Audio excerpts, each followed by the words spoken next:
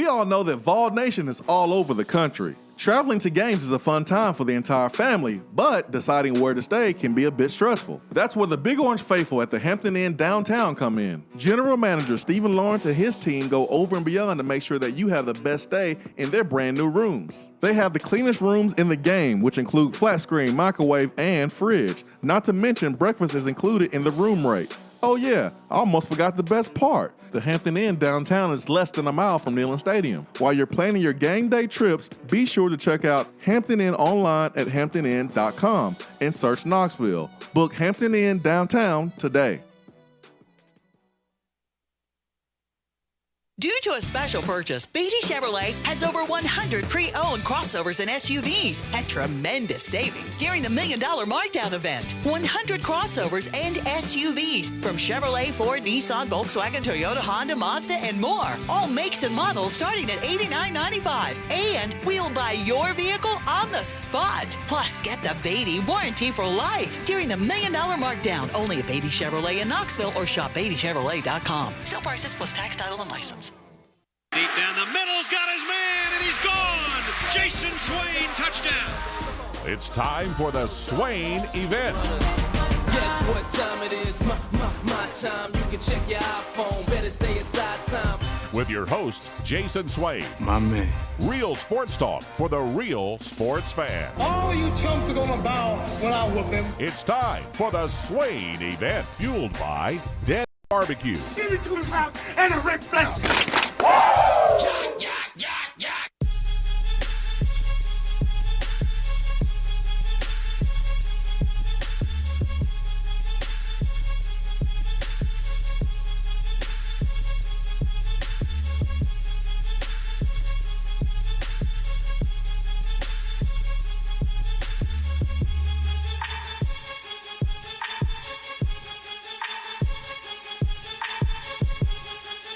Swain Event, SwainEvent.com, fueled by Dead End Barbecue, top 100 barbecue restaurant in America, 865-200-5503. That is our number. The Beat Dry Waterproofing Hotline. Hope you're having a great Thursday morning. It's a great day to have a great day, and we plan on doing that on October the 17th, 2019. Good morning, individual. Good morning, individual. Are you nervous about today? No, because I'm going to Dollywood. Nervous for what, the Yankees game? You think going to Dollywood is going to help you escape from reality that your baseball team is playing for a chance to go to the World Series? Why didn't you ask me about last night's game? Yeah, postponed. Okay, I was testing you. So he testing, yeah, all right. The Yankees can win tonight. Zach Greinke versus Masahiro Tanaka. Have you ever heard of him? No, I think I heard that on the menu on to a restaurant. Are you allowed to make that joke? I don't know. But the Yankees torched Zach Greinke in Game 1. This was the pitching matchup in Game 1. Now it's the pitching matchup in Game 4 because yesterday's game was canceled. But we'll see what happens. I've expected the Yankees to lose to the Astros since June and July, since the middle of the season. So I kind of know what's coming, so I'm not nervous because of that, if that makes sense. You're a fake fan, Ben. Where's your optimism? Well, come the game's at 7 today or 8, one of the two. Whatever time the game rolls around, 5 minutes before, I'll get super nervous. You are a nigga yank. I guess I am. I do think that they are going to lose in 6, so if I think that, I guess I am a nigga yank. You're a nigga yank, man. What's wrong with you? I need a positive yank on life. Yeah, you need to be more positive about your squad. They have a chance. Does that count? They do have a chance. I'll say this. They have a better chance of beating Houston than Tennessee beating Alabama. It's all about the RPO game, man. If anyone's going to beat Alabama, it's how do you defend the run-pass option. Yesterday we talked a little bit about in the history of college football, we have seen our fair share of unstoppable offenses. The triple option, it's still really unstoppable if you run it properly. And there's still teams in college football that that are successful running it. We've seen our offensive fads. We've seen offensive schemes that have worked decades and decades and decades. Triple options, that's one of them. Wing T, midline, veer, mobile quarterback, and a running back that can catch a pitch and take it to the house. It's worked for decades. But this run-pass option, you started to see versus 3 and 2 and 4 wide receiver sets, outside linebackers trying to play in the box and help in the pass. Well, you can't do that. You can't play half of a man in the pass protection and half of the man in the box. And offenses start figuring it out. Wait a minute. Let's start reading that guy. And we did a little bit of that stuff. It's not like RPOs was invented 2 years ago. There's just a name tied to it. But they've been doing RPOs for a long time. You can say we did it a little bit of it. Double wide receivers or triple wide receivers, and you have the outside linebacker. If he's playing too much in the box, quarterbacks have the option to just run a bubble screen with the wide receiver. Or if you had a bubble screen call and the linebacker was outside of the box, you just run the football. That is a run-pass option, and you had that option post-snap. But now, instead of horizontal passes or passes sideline to sideline in the RPO game, we're seeing passes vertically. And with Alabama, those passes, most of those passes are slants. It's quick, it's easy, and if you are on target with the pass, we're not talking about just a completion. We're talking touchdowns. Slants, goes, and post, and quick slants. Skinny posts. These are all routes where if it's thrown on time, you're catching it in stride, and you can go score a touchdown. Hitch routes, you got to stop. Curl routes, you got to stop. Kind of, not really, but you're coming back towards a quarterback. Slants, skinny posts, go routes, those are all routes where you're going towards the end zone. So, who's responsible for RPOs? How do you stop RPOs? Jeremy Pruitt talked a little bit at Vol Calls. I'm sure that was a question. I'm sure that was a topic that people want to know about, because I know I want to know about it. Alabama's the best team in college football when it comes to RPOs. Ben? Pruitt hit on 3 talking points that we talked about yesterday to close the show, and I'll share his quotes. The first one was asked by Graham from Knoxville. So, Graham, if you're listening, shout out to you. He asked, "We appreciate everything you're doing, Coach Pruitt, and keeping our boys fighting. We're facing Tua this week. He's a pretty awesome quarterback from everything we've seen. Judging by defenses that have been playing against him, it looks like they're running a lot of zone, and he's just tearing them apart. Coming into this week, how do we attack that? How do we combat that? Man, zone, do we mix it up a little bit? Just seems like a lot." And Jeremy Pruitt's response was, "It's kind of a fine line there. You've got to be able to stop the run. If you can't stop the run against these guys, it's a long day. You've got to be able to stop the run, and to do that, you've got to win a lot of one-on-one blocks. You do have to mix it up in the back end. You have to give different looks so he doesn't know where to go with the ball and keep him off schedule a little bit. And I think getting your hands up is very important too. He's not a tall man." I thought that was a funny quote. He's not a tall man, but He's to a man. That's a good one. I like what you did there.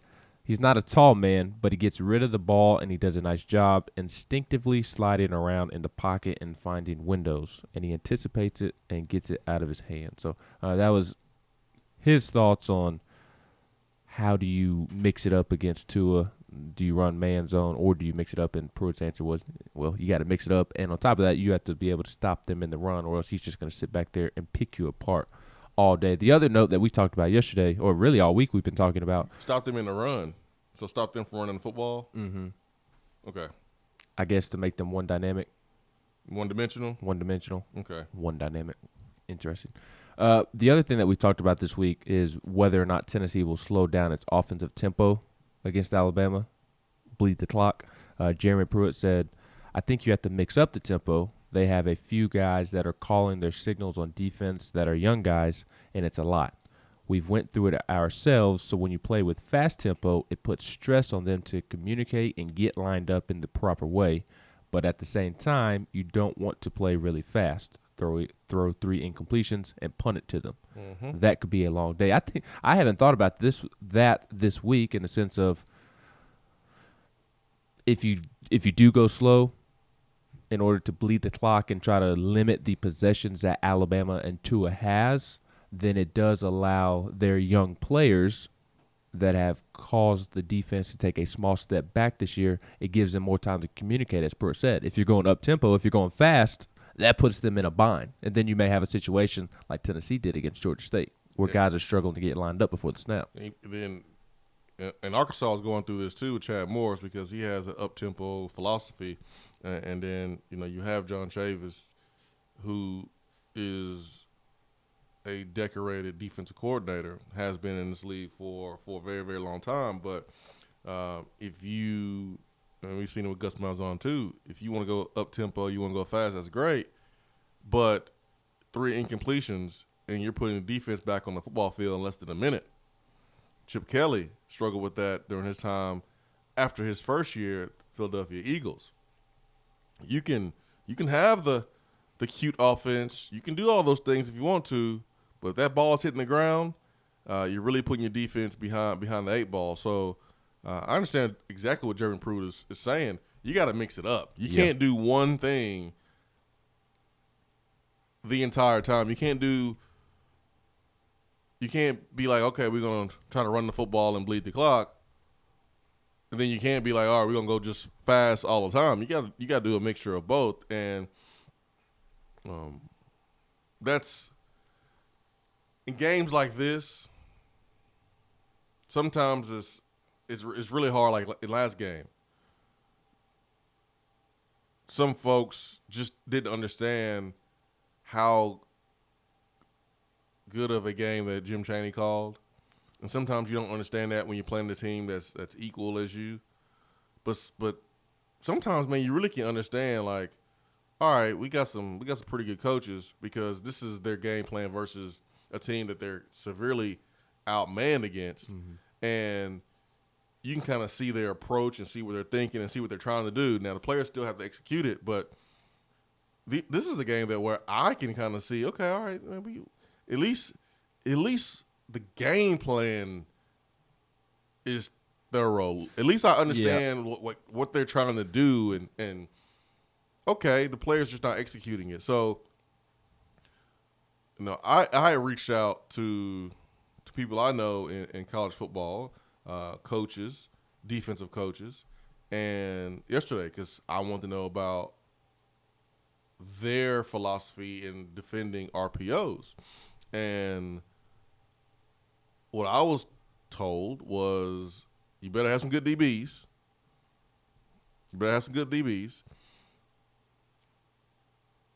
Got to stop those slants, but then you open yourself up for slant and goes. But again, if you got a good pass rush, you shouldn't have time to make that run a that slant play. and go. We'll see, but got to have some good DBs. Number one, and against Alabama, it's just impossible because you got to have like four or 5 starters because their receivers are basically starters, 4 or 5 starters. But and then you don't want the quarterback to know exactly who's in the box, who's going to be in the box, who's not going to be in the box. And like Pruitt just said, you get your hands up in passing lanes, you tip passes because he's throwing slants. He's throwing slants to guys who are not 6'7", 6'8". He's throwing the slants to guys who are 5'10", 5'11", 6'1", 6'2". So those passes are passes that can be batted down. They can be. So if you don't get their defensive tackles, you don't get their linebackers, get your hands up. So there's a combination of a ton of things that Jeremy Pruitt would need to do defensively along with Derrick Ansley to make it more difficult for Tua. You ain't going to stop him. No. But if you could just make it more difficult, and then when he makes a mistake, you capitalize on the mistake. It's like what Clemson did in the national championship game last year. They confused him And that pass didn't hit the ground when they did confuse him. Mm-hmm. The pass hit the hands of a Clemson DB.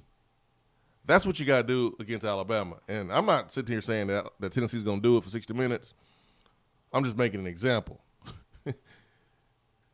When he makes a mistake, if he makes a mistake, and he has, now he's not a perfect player, but he looks close to it because he had a lot of talent around him. But the difference in Clemson is that they got the ball when Tua made a mistake. If he makes a mistake against Tennessee, what's the difference between, well, if he makes a mistake against Tennessee, make sure that the ball is hitting the hands of someone wearing orange instead of the ball hitting the grass. That's what I'm saying. Yeah. Just got to capitalize on mistakes when they present themselves. And Pruitt talked yesterday about the tip passes. He also threw in the note that he doesn't have an exact statistic to support his theory, but he believes that a lot of most interceptions come on tipped passes, whether it be at the line of scrimmage, whether it be tipped by a linebacker and tipped up and somebody makes a play, or in the secondary or something along those lines. But the last quote I'll read from Pruitt is about the RPOs. I wanted to touch on those other two, about the offensive tempo and then about defending Tua, because that's something that we've talked on and off about all week long. But in his response to somebody asking him how to defend the RPO, and he was asked straight up, how do you train your linebackers to defend patterns such as the slant? Pruitt said that there's different ways that different people run RPOs. For instance, if you watch Alabama, they'll run the counter in power plays. They'll get in 2x2 and run the power back into the boundary a lot, and they read the weak side safety. If the weak side safety is coming down, you're playing an 8-man front to get an extra hat for the run. Mm-hmm. That's when they throw the glance route behind them. That's the skinny post. Yes. And then if you bring somebody off the head of the slot, they'll throw it to the field with double slants out there. They can run counters and do the same thing. They can do it out of zone read. They can read an inside linebacker, and instead of zoning it to the inside backer, they blew it and blocked the end and read the inside linebacker. But with that, everything looks the same, and then they 7-man protect, and they're running 3-man routes, and they're running double moves off of it, and it's hard to get pressure on them. They have a nice little combination of what they do in their RPOs, their play-action passes, their 7-man protections, their boots, their waggles, their nakeds.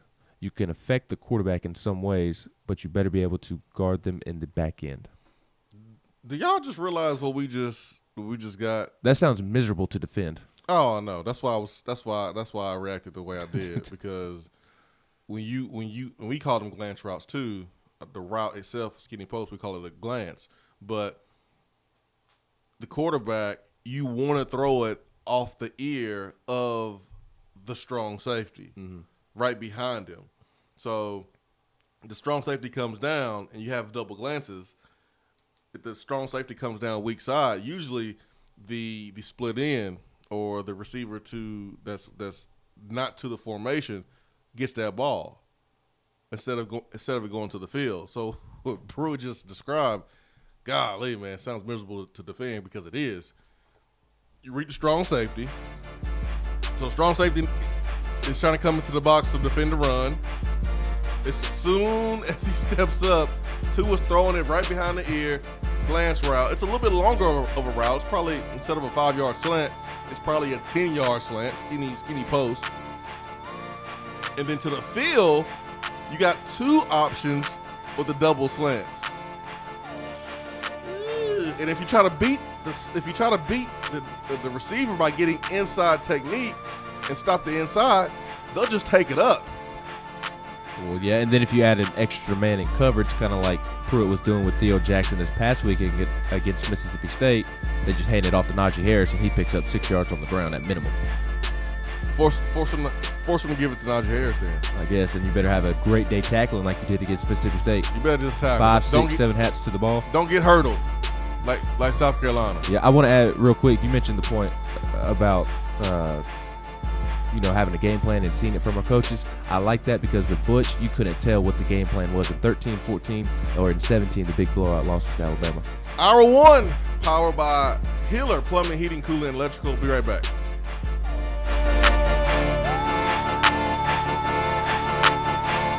You don't have to take an L just because you can't listen to the Swain event live. You can catch up on the podcast posted daily on the app, online, and on iTunes.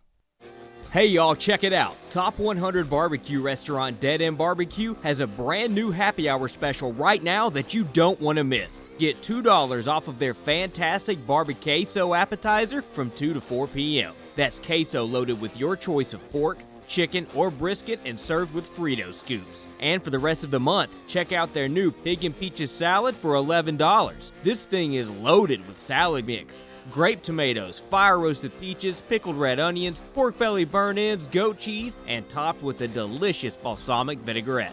Dead End Barbecue. The barbecue surge is over. You're driving home, flashing blue lights in your rearview mirror. You pull over, step out of your car, and the next thing you know, you're being arrested for driving under the influence. Now what do? We all should be responsible. But remember, just because you're arrested doesn't mean you're guilty. Call criminal defense and DUI attorney Marcos Garza at 865-540-8300. The investigative teams at the Garza Law Firm know the justice system inside and out.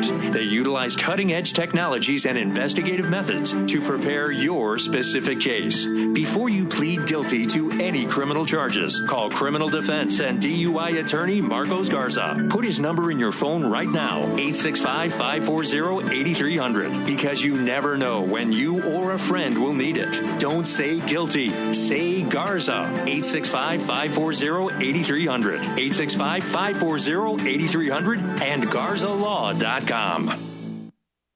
While the other guys are taking guesses, the Swain event is taking you behind the scenes and in the huddle every morning from 7 till 10 right here. Gentlemen, are you feeling tired and grumpy? It could be low T, or it could be sleep apnea. Millions of men not only suffer from low T, but also undiagnosed sleep apnea. Low T Center provides a complete health assessment to check all of your levels. And right now, they're offering a $49 home sleep test to find out if you have sleep apnea in the comfort of your own bed. Low T Center makes it quick and easy to take care of your health, and most health insurance is accepted. Call 865-392-1388 or go to lowtcenter.com. Low T Center, reinventing men's healthcare. When you see the happy face on our truck, you'll be smiling because you'll know that you're in love. Tap water often contains harmful chemicals and additives. When you call for your free water test from Hiller, we'll show you exactly what's in your water and how to remove it. Enjoy cleaner, healthier water in your home. Visit happyhiller.com to schedule your free in-home appointment today. On the happy face truck today. We're here with Dr. Michael Carlson of Tennessee Regenerative Sports Medicine to discuss stem cell treatment and PRP. If you have orthopedic injuries such as shoulder pain, knee pain, Achilles tendonitis, or tennis elbow, you should give them a call. That's right, Jason. We specialize in regenerative non-surgical orthopedics. So we treat damaged tendons, ligaments, and joints by using ultrasound-guided injections with stem cells or PRP. And this form of treatment actually stimulates the body's own reparative process and allows for healing of the damaged tissue. So, Doc, what makes your training different than others? Well, Jason, I've been practicing in Knoxville for 26 years, and I'm certified in interventional regenerative orthopedic medicine through the American Academy of Orthopedic Medicine. So unlike the big seminars that will advertise stem cells, fly someone in for a couple hours to talk about supposed stem cells that you order off of a shelf, then they'll depart, leaving the patient wondering who will be the person injecting me and what their level of training is. At Tennessee Regenerative Sports Medicine, I'm the one doing the procedure, and we're using your own bone marrow stem cells or PRP. So in other words, it comes from you and it goes back to you. So you know exactly what you're getting and know exactly the level of training involved. Tennessee Regenerative Sports Medicine, trsportsmedicine.com. East Tennessee's leader in PRP and stem cell therapy. You're listening to the Swain event. And you know this, man.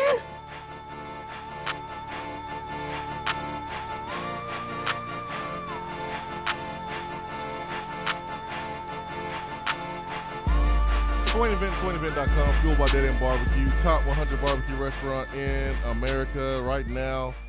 Because the weather is so perfect outside, it's the best time for hillbilly chili. Everything you love about chili, plus barbecue burnt ends inside of the chili, folks. Inside of it. If If you want to go real crazy, you can go Frito pie with the chili. So ask for corn chips, cheese, a little sour cream, and you're good to go. Or you can go just chili by itself with cornbread. Their southern cornbread, a little bit of hint of sweetness there. Or you can go jalapeno cornbread. You can't go wrong there with Dead End Barbecue. Hour 1 is powered by Hiller Plumbing, Heating, Cooling, and Electrical. Here shortly, we'll talk to Coach Polaris of Maryville College, head basketball coach. We are a few days away from NBA basketball. We're a few days away from college basketball. Yesterday was SEC Media Days for hoops, and I like how the guys go down in their warm-ups, and it's more laid back. It's fun. Football, man, dude's so uptight. They're so nervous. No one wants to say anything. No one wants to have any fun. No one wants to make anybody's bulletin board. Jordan Bowden and Lamonte Turner went down and had a good time. Probably ruffled some feathers, though, with the Kentucky fans. But who cares? Lamonte Turner and Jordan Bowden trying to take over the crown left by Admiral Schofield and Grant Williams. Being on social media, Tennessee basketball, I think Vol Hoops on Twitter, they do the best job of any department on campus as far as the interaction between fans and players. They do the best job, and so I'm looking forward to that. But basketball season is around the corner. It is around the corner. Rick Barnes in his jumpsuit addressed the media, laid back, informal. I got time for it. Tennessee picked 5th in the SEC. It wasn't too long ago when Tennessee was picked 11th and they won the whole conference. What long ago? So, not to abruptly change the subject, but looking at Tennessee statistics, you know what Tennessee leads the nation in? What's that? Kickoff return defense. Out of 130 teams, Tennessee is number 1. If I'm looking at this correctly, they are allowing just 9 yards of return. The best in the country, which will be important this weekend against an electric Alabama return game. Both kickoff return and punt return. Joe Doyle is going to have a very good game in order for Tennessee to win the field position. But were you surprised to see Jordan Bowden kind of take a sideways shot at Kentucky? I was surprised. Just because it doesn't seem like I don't know if it was a shot. I mean, if he feels like Arkansas's arena is louder because it may be smaller, then I think he should say it. Yeah, but he said it wasn't that. It was he said, and I'm paraphrasing, something along the lines of, "Oh, Kentucky's not that loud." That was the comment that I was surprised by. You just haven't seen Rick Barnes, his guys, make a comment like that. That could be taken as bulletin board material. Hey, it's already a bit of rivalry, so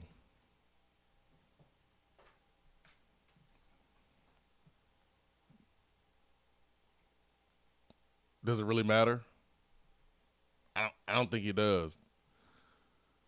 At the end of the day, Darrell Taylor's comments on Tua saying that he's decent is not going to really matter at the end of the day.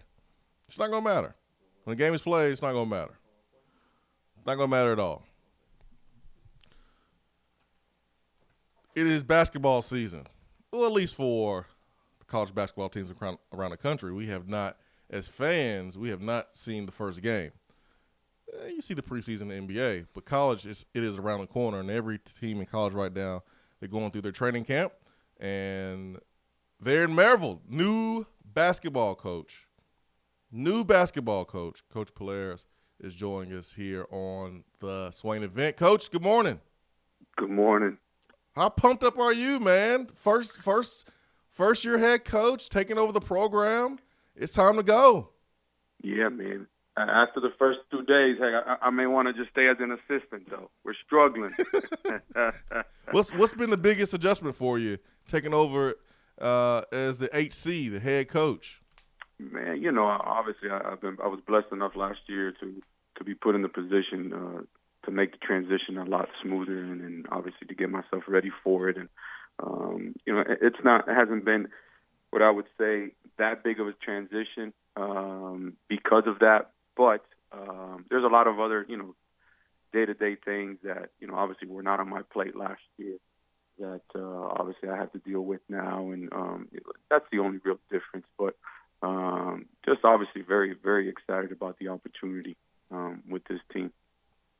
When you look at your squad this year, Coach, there's always that initial coaching meeting, and you look at your roster, you go, okay, we can do some things with this guy. We can do some things in this area.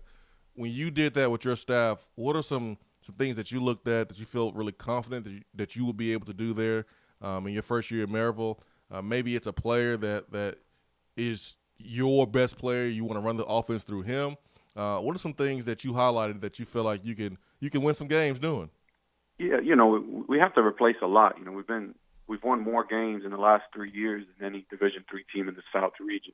We won 63 games in the last 3 years with a group. Graduated 8 seniors this past year, so we're going into it with just I only have 1 senior on the roster, and basically 10 of my top 15 players are either freshmen or sophomores. So a really young group that we're dealing with. But honestly, I'm going into my 9th year at the college. Obviously, the first as a head coach. This is probably the longest, tallest, most athletic team we've ever had. From a ceiling perspective, they have a high ceiling as a team. It's just a matter of, we talked about it yesterday. This is kind of the transformational phase for us as a group, trying to see who we become here in the next month for our first game on the 16th. In regards to individual play, we move and share the ball a lot. There's not one guy that, hey, we got to get the ball to this guy, and we need 20 from him. I think that's what makes it such an alluring program to play for, because we do share the ball. We do move the ball. Last year we had probably 8 guys between 13 and 8 points a game, which is a fun place it's a fun system to play in when you're sharing and moving the ball the way we do. For this year's team, Coach, will you all be defensive-oriented, offensive-oriented? And then on the offensive end, there's been a lot of talk about Tennessee transitioning from playing through their post players to playing through their guard players or their guards. What's kind of y'all's style of play in that regard? Man, I'll tell you this. First 2 days of practice, we've probably spent the first hour to hour and a half working on our man-to-man defense. That's our staple. Picking up three-quarter court, measuring up the line. We're a pressure man-to-man team. We'll occasionally play a 1-3-1 zone because of our length and our size. Mm-hmm. But that's been the main focus. I think, we have our first scrimmage coming up on the 24th, so 7 days from now, a week from now. And, I just want to see us really understand, the fundamentals of our man-to-man defense. From an offensive standpoint, we'll be a little bit different, trying to score a lot quicker. We're going to be pushing the pace a lot in transition. We have some pieces. We have a young man inside that's going to present a lot of problems for people at our level because of his athleticism and his size as a freshman. Felix is 6'6", about 215 already as a freshman, and he's a young man who set the state record in the state of Georgia for rebounds in a game. He set the record. He had 28 rebounds in a game. He has an unbelievable motor. So yeah, we're just going to try to move the ball with our 4-out 1-in motion. Coach, I'm looking at the roster, and there's a lot of dudes on this roster. It looks like a football roster. But I do see a name here without a number. Okay. But this name is Amari Blake, and he's from the same hometown as me and Ben, but he's from the same high school as Ben. Gotcha. Yeah, Omari, Yeah, that's last year's roster you're probably Okay. looking at. Okay. Omari was with us last year. Decided to go back home and stay home. But, we try, to recruit in the South, mainly in the state of Georgia. We'll reach out to Alabama some, and obviously Middle and East Tennessee. But, on our roster, I think we also have a couple guys from Florida on this year's roster. So, I think you were looking at last year's roster. Yep. It says 18, 19 here on the website. Yep. Coach, you talked about the importance of defense and how much time you spent on defense. In today's era of basketball, one that I think that Steph Curry has kind of ruined accidentally. Guys love to jack up those three-point shots now and really focus on that. Is it hard to get young guys to buy into playing defense? Oh, I don't think it's hard. As a coach, it is your responsibility to make your team understand the importance of defense. You'll hear this from a lot of college coaches.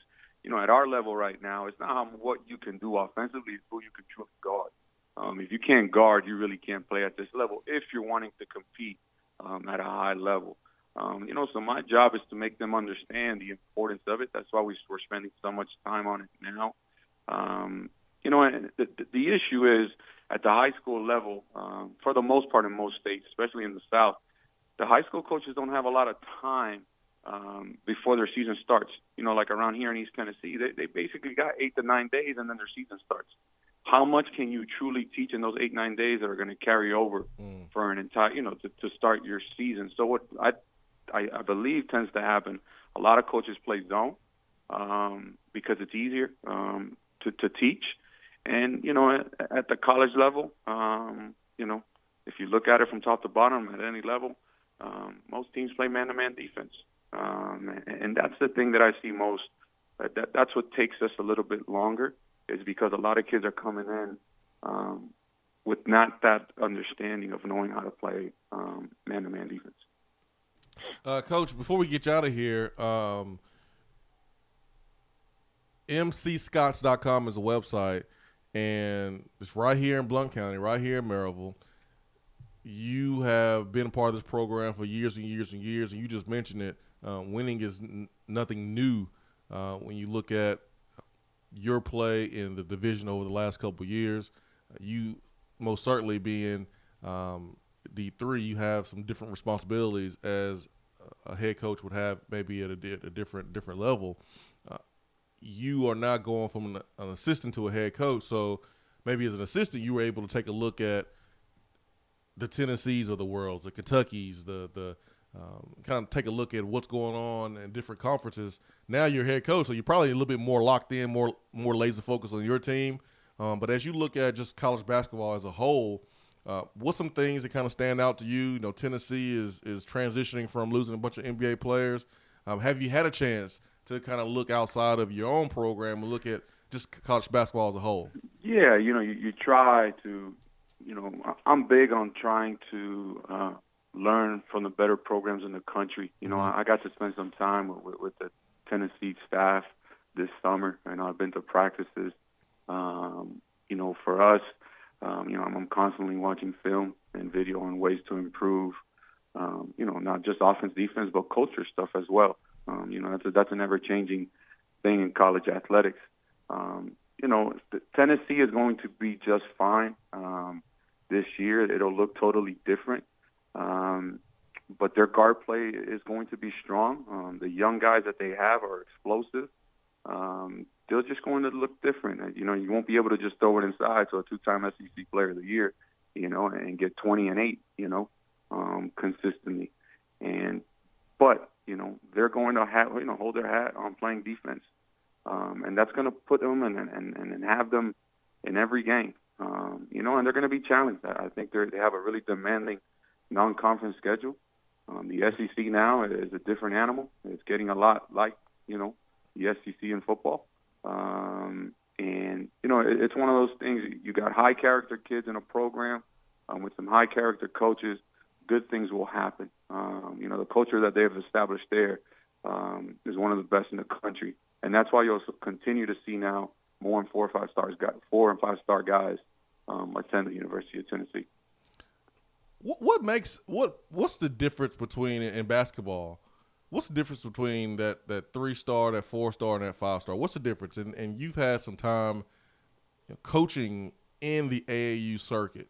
Yeah, I was blessed enough 2 years ago to obviously, I took that 16 and Under Armour team to the national championship game.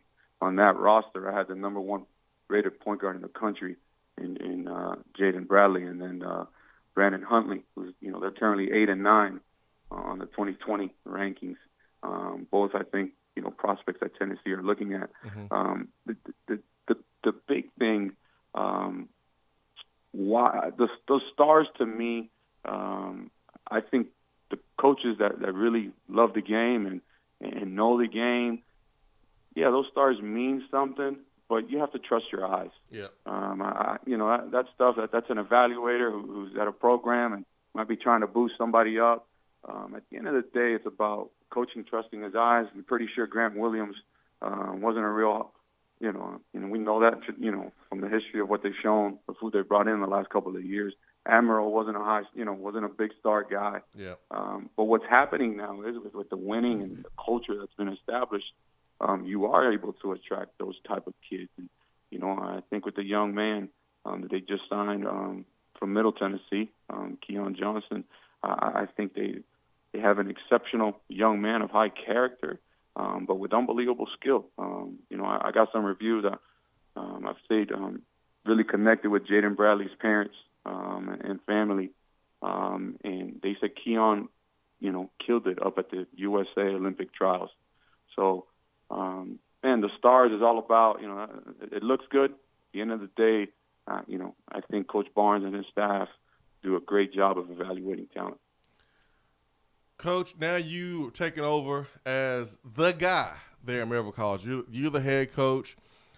What can people expect from a Coach Becerra's basketball team? You have taken over.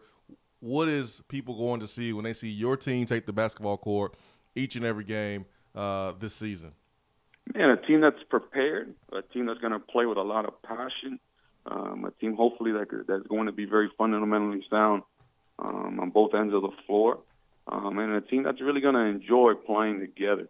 I think those are things you'll see in our program, hopefully for years to come, to bring the passion to the game, to bring toughness to the game, and to bring a sense of camaraderie that you can definitely see it from anywhere in the stands.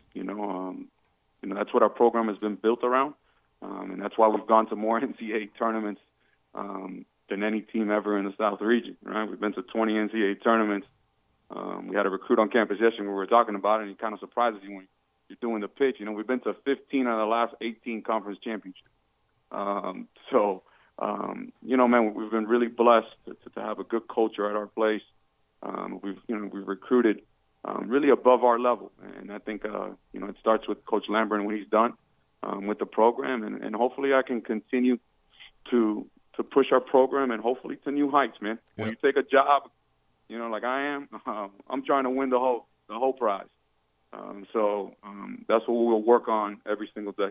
Well, Coach, do not be a stranger. Do not be a stranger. We want to check back in with you, get you back on. Wish you nothing but the best there taking over. I got a text message from a friend that went to high school there in Blount County, and he heard you. He was like, Raul, my man. He was so pumped just to hear you. So you got a lot of support. A lot of people rooting for you. A lot of people want to see Maryville College win every single basketball game. And, man, don't be a stranger. You're welcome back here anytime. Man, I appreciate you. I appreciate the time, putting our small D3 program on your show. I know it's being watched by a lot of people, and a lot of people tune into it. Obviously eternally grateful for the opportunity. And, you're more than welcome anytime to come around. So I appreciate your time. Hey, thank you. No, appreciate you. Thank you so much, Coach. Thank you so much. Coach Becerra's here on the Swain event, head coach at Maryville College. First year taking over, and a lot of people love Coach. His time in AAU, he's very familiar with a lot of prospects that Tennessee's recruiting, familiar with the Tennessee signees, that's commits who are coming in the next recruiting class. So Coach Becerra does a great job here in the Knoxville community, Blount County, Knox County community, and wish him nothing but the best. Swain Events fueled by Dead End Barbecue. Tennessee, Alabama. Pruitt basically gave us a whole breakdown on how to stop Alabama. But can you do it? That's the question. Can anyone do it? Swain Event, be right back.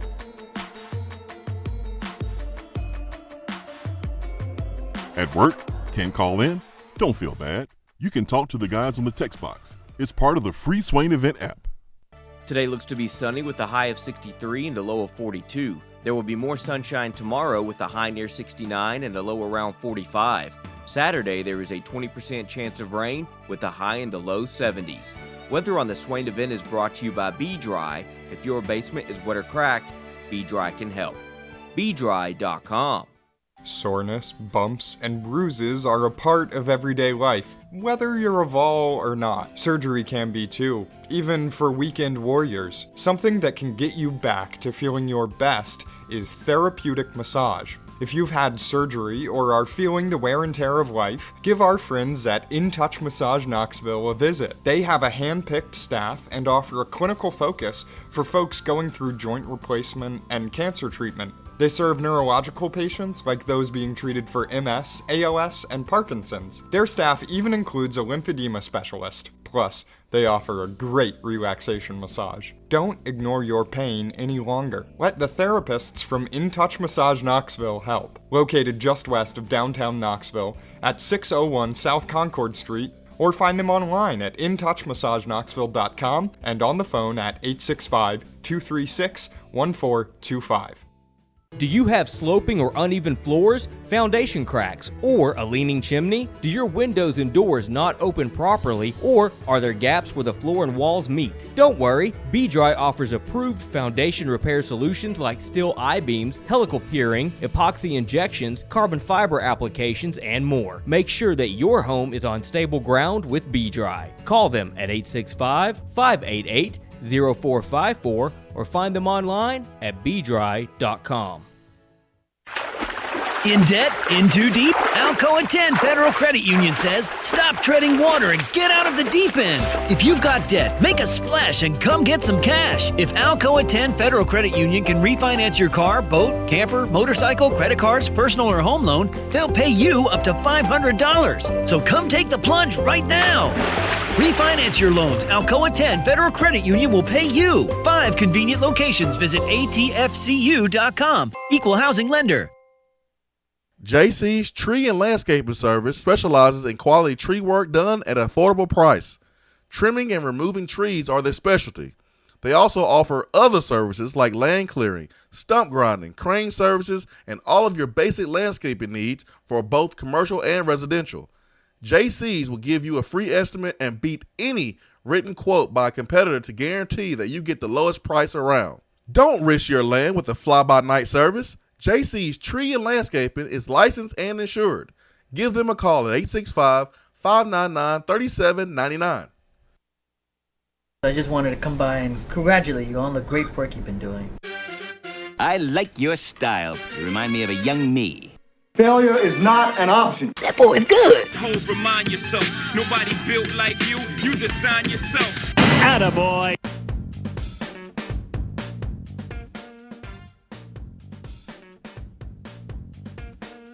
Time for Attaboy here in the Swain Event. Give me all the positivity that you got, Ben. Give it all. The Bears, you got the Bears winning this weekend? Is that what you got? Who do they play? The Saints. No. I am giving an attaboy to Shamari Stone, who is an NBC DC reporter for News 4 at 11 p.m. in the Washington, D.C. area. Earlier this week, the Nationals were playing the Cardinals in the NLCS. I believe this was before Tuesday's game. It was before Tuesday's game, which would have been Game 3, if I'm not mistaken. The Nationals were up 2-0 at the time, on the verge of going up 3-0, and then eventually sweeping the Cardinals, and now they are on their way to the World Series. But I'm giving an attaboy to Shamari Stone because this news reporter, Shamari, was walking around the Nationals ballpark. I guess he was making his way into the stadium, getting ready for the game, and he found a lost ticket outside the stadium. and he tweeted, "Wow, I just found a great ticket to the Washington Nationals game on the sidewalk, a block from the front gate. I hope the owner is on Twitter. I'm tagging Nats fans in hopes of finding him. His first name is James. James, I'm located at the front gate." So he sent this tweet out, and then, of course, Twitter did its thing, and Shamari went on to tweet out a video, about a 30-second video of him finding James and giving him the ticket back. And the tweet goes, "I found James. He lost his Washington Nationals ticket. He was on his way to buy another one. Enjoy the game, James." So pretty cool video of him giving his ticket back. And the guy James was actually trying to, buy him a beer. The Shamari, the news reporter, he's like, "No, I'm on the clock right now." But it was cool just doing it out of the kindness of his heart. James would have been up a creek because I imagine that his ticket, regardless of where it was in the stadium, was pretty expensive considering the circumstances. And had he had to buy another one, probably would have been even more expensive because he was trying to get it shortly before game time. So attaboy to Shamari, and just cool to see a good deed happen. Absolutely, man. Can't beat that attaboy today. We'll keep it there, man. Good stuff by you, Ben. Good find. Someone hook you up? Or you find out on your own? I was just scrolling Twitter. That's pretty good right there, man. That's a good one. Vols made Texas with a ton of messages here, so we're going to get to them. He says, "Good morning, guys." He has an idea. Put Henry To'o in the number 6 jersey for the first half. I like that idea. There are positive stats that won't be highlighted this weekend, but according to the NCAA, Tennessee and Alabama are tied in a turnover gain margin at 12. Our kicker is a 10th best kicker in the nation at a 91.7 field goal percentage, and Tennessee is tied 13th in the nation in fewest penalties in the country at 30 penalties in 6 games, or 5 per game. Tennessee is also 6th in the country in interceptions, 2nd in the SEC behind Florida with 9, 2nd in the SEC in passing yards allowed.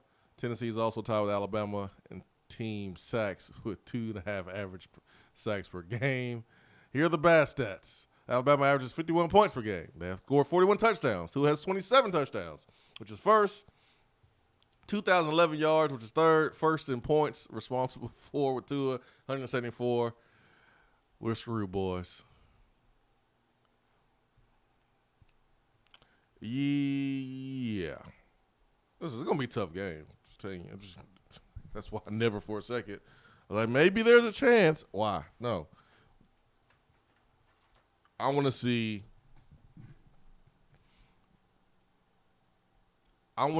number 15 compete. Number 73 compete. Think about when you were a fan in the late 90s and 2000s. Think about when you were a fan in the 2000s and mid-2000s, early 2000s and mid-2000s, and how you took wins for granted, and you took Tennessee's football program for granted. And there was people inside of the program. There were coaches that got complacent and took their success for granted.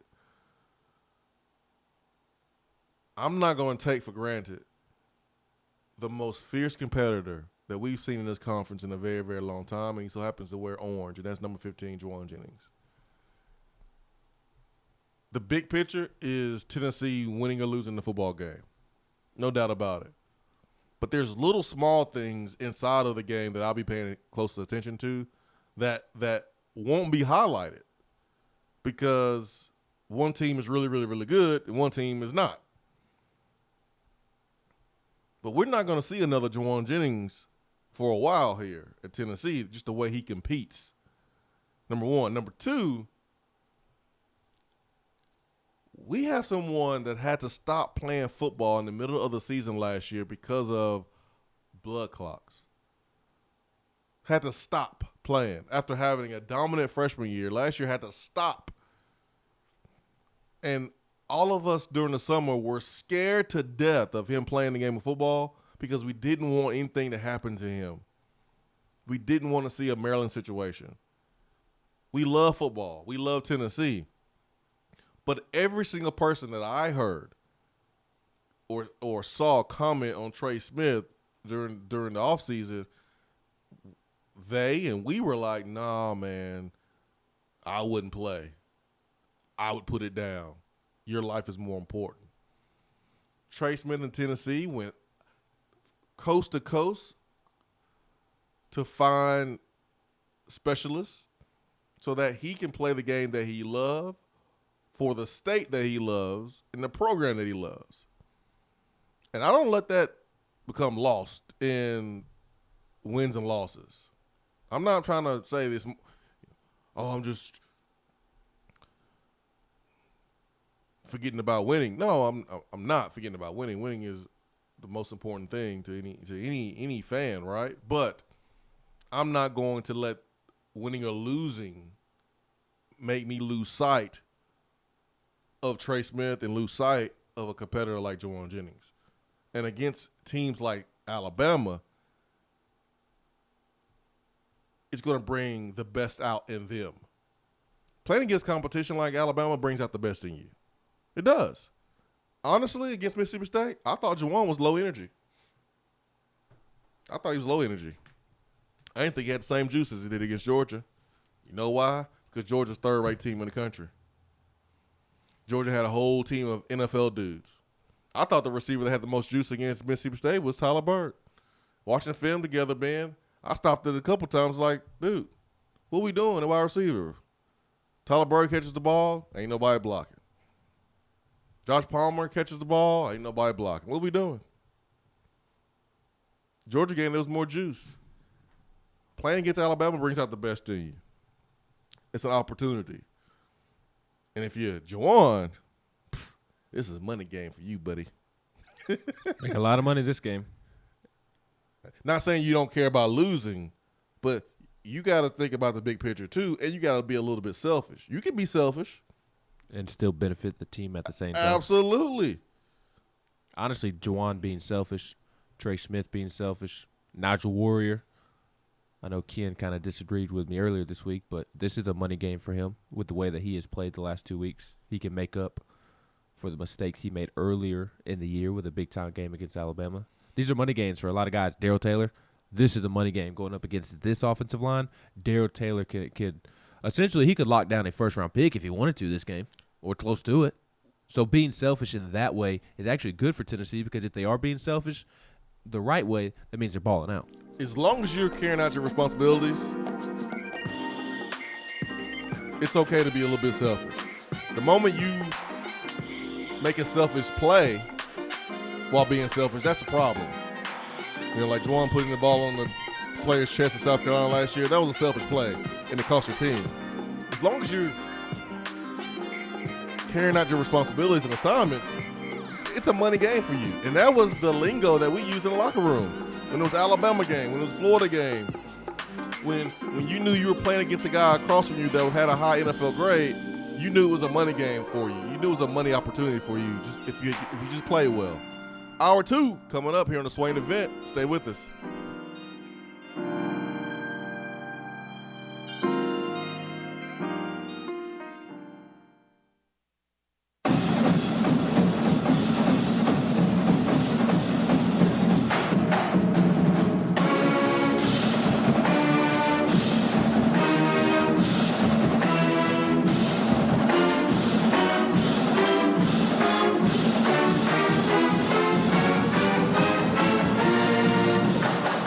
Touchdown or turnover is up next on the Swain event.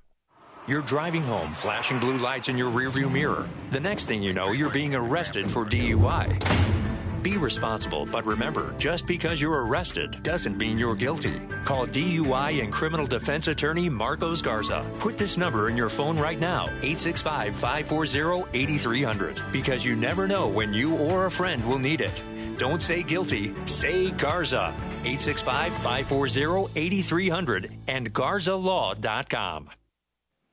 When I made the move to my own studio, I was worried about this. I was worried about that. I was worried about, hey, did I get this piece of equipment? Did I get that piece of equipment? Does that sound good? Does that not sound good? One thing I didn't have to worry about, that was office furniture, because Office Furniture Outfitters met my furniture needs. With a 50,000 square foot facility, they have East Tennessee's largest selection and are the best value for new and used office furniture. Located in Knoxville, it's easy to find everything you need for your new space, including desks, file cabinets, chairs, conference tables, and more. Office Furniture Outfitters is turnkey. They came to my place, we mapped everything out that was needed, they delivered, and get this, set everything up. To learn more about what Office Furniture Outfitters can do for you, log on to ofonox.com. That's ofonox.com. In debt? In too deep? Alcoa 10 Federal Credit Union says, stop treading water and get out of the deep end. If you've got debt, make a splash and come get some cash. If Alcoa 10 Federal Credit Union can refinance your car, boat, camper, motorcycle, credit cards, personal or home loan, they'll pay you up to $500. So come take the plunge right now. Refinance your loans. Alcoa 10 Federal Credit Union will pay you. 5 convenient locations. Visit atfcu.com. Equal housing lender.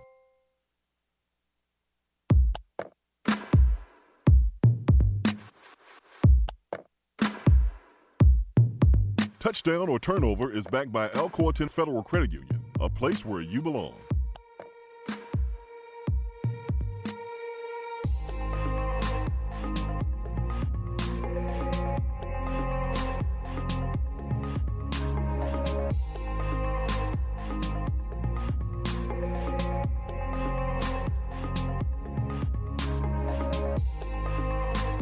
Touchdown or turnover backed by Alcoa 10 Federal Credit Union, a place where you belong. Better rates and better service. ATFCU.com.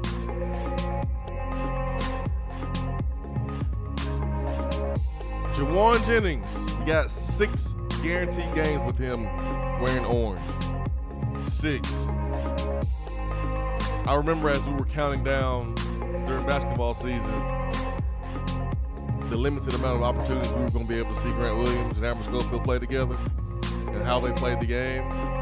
And the tournament was so bittersweet because we put all this work in over the last 2-3 years to get to this point to make a run deep in the tournament. But the tournament made us realize that the end is near.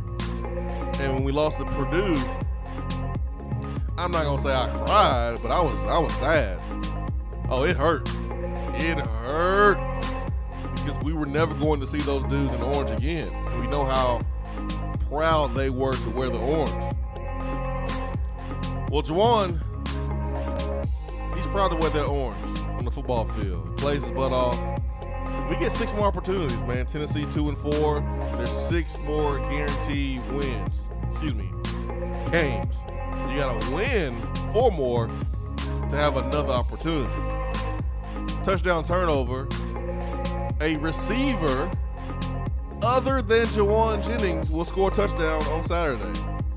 I say touchdown. I think Marquez Callaway will have a touchdown catch. This is not the Alabama defense that we're used to. That's kind of been my theme the last 2 weeks when talking about the Alabama game. Do I expect Tennessee to go out there and drop 30, 40 points? No.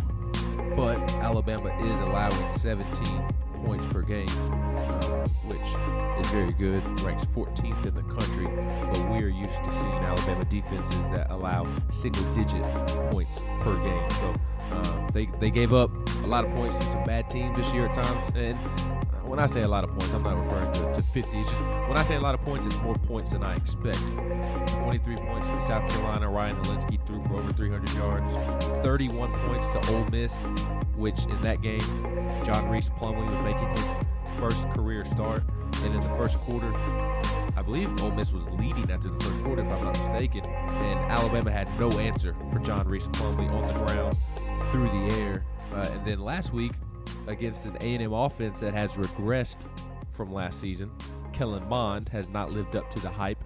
He leads A&M to 28 points versus this Alabama defense, and it was not a super close game, but it was a close game at halftime. So I'm not expecting Tennessee to go out there and score 30, 40 points, but I am expecting them to get around the 20-point mark. I mean, when was the last time we saw an Alabama defense where, in terms of rushing yards allowed per game, they were 47th in the country. Passing yards allowed per game, 44th in the country. Total defense, statistically is the 36th best defense in the country. When was the last time we saw an Alabama defense with those statistics? And it's not necessarily an indictment on the dynasty is crumbling or anything. It's just a abnormal year, in my opinion, because of all the injuries, all the inexperienced players, the young players, the true freshmen that have had to play. And honestly, it'd probably be better for them here in 2 or 3 years when these guys are veterans. So because of that, I am expecting some offensive success, especially in the passing game.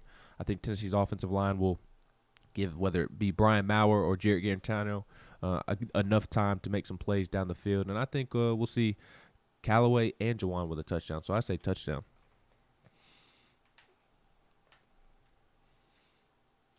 I'm going to say turnover. Just to be different. Man. Just to be different. I think Juwan's going to bring his hard hat, his A game, and that Georgia game, I knew he had a lot that he wanted to prove. Florida game, he did not play well at all. And that was a money game for him. And Georgia game was so important. He did that. All right, let's stack 2 great performances against top 5 teams this weekend. I think Juwan does it. I think he scores. I think it's an easier throw in the red zone to him than any other wide receiver. So I'm going to go touchdown, man. I'm just going to go against the grain here a little bit. When did Brandon Kennedy tear his ACL last year? Was it before or after the Alabama game? It was before. It was just a week after the West Virginia game during practice, was it not? It was. It was in practice. He's playing against his old team for the first time. And on top of that, it's his first return home, if you want to call it home. He didn't grow up there or anything. He's not as tied to the University of Alabama as Jeremy Pruitt is, but I mean, I'm sure he knows 80% of that roster. Oh yeah, absolutely. I mean, he's from Alabama. I mean, he's from Wetumpka, whatever how you say it. I've heard of. That's South Alabama, I believe, is it not? Town. Sure. It's south of Huntsville. If it's south of Huntsville, that means it is in the armpit of America. Because anything south of Huntsville is the armpit of America. See, you don't get yourself in trouble, man. I'm just speaking the truth. What? Anything in South Birmingham is called South Alabama. In my opinion. No, I'm with you. I'm with you, most definitely. But anything less than Huntsville or south of Huntsville is the armpit of America. Why would you do Brandon Kennedy's hometown like that? Hey, should not be from Alabama or that part of Alabama. It's just north of Montgomery. So where T. Martin's from, you gonna call it the armpit of America? See, this is why this is how you get yourself in trouble. Nope. Mobile is the armpit of America, but T. Martin's house that he grew up in, the high school that he played football at, there's like a shiny little bubble around it, kind of like SpongeBob. What was SpongeBob's friend, the squirrel? She lived in that bubble. I wasn't a huge SpongeBob guy, to be honest with you, and I'm sure I'll take backlash for that, but so be it. But you know what I'm talking about? The squirrel that lived in that little dome, and she didn't want – it was a little squirrel, and she didn't want the germs entering the dome.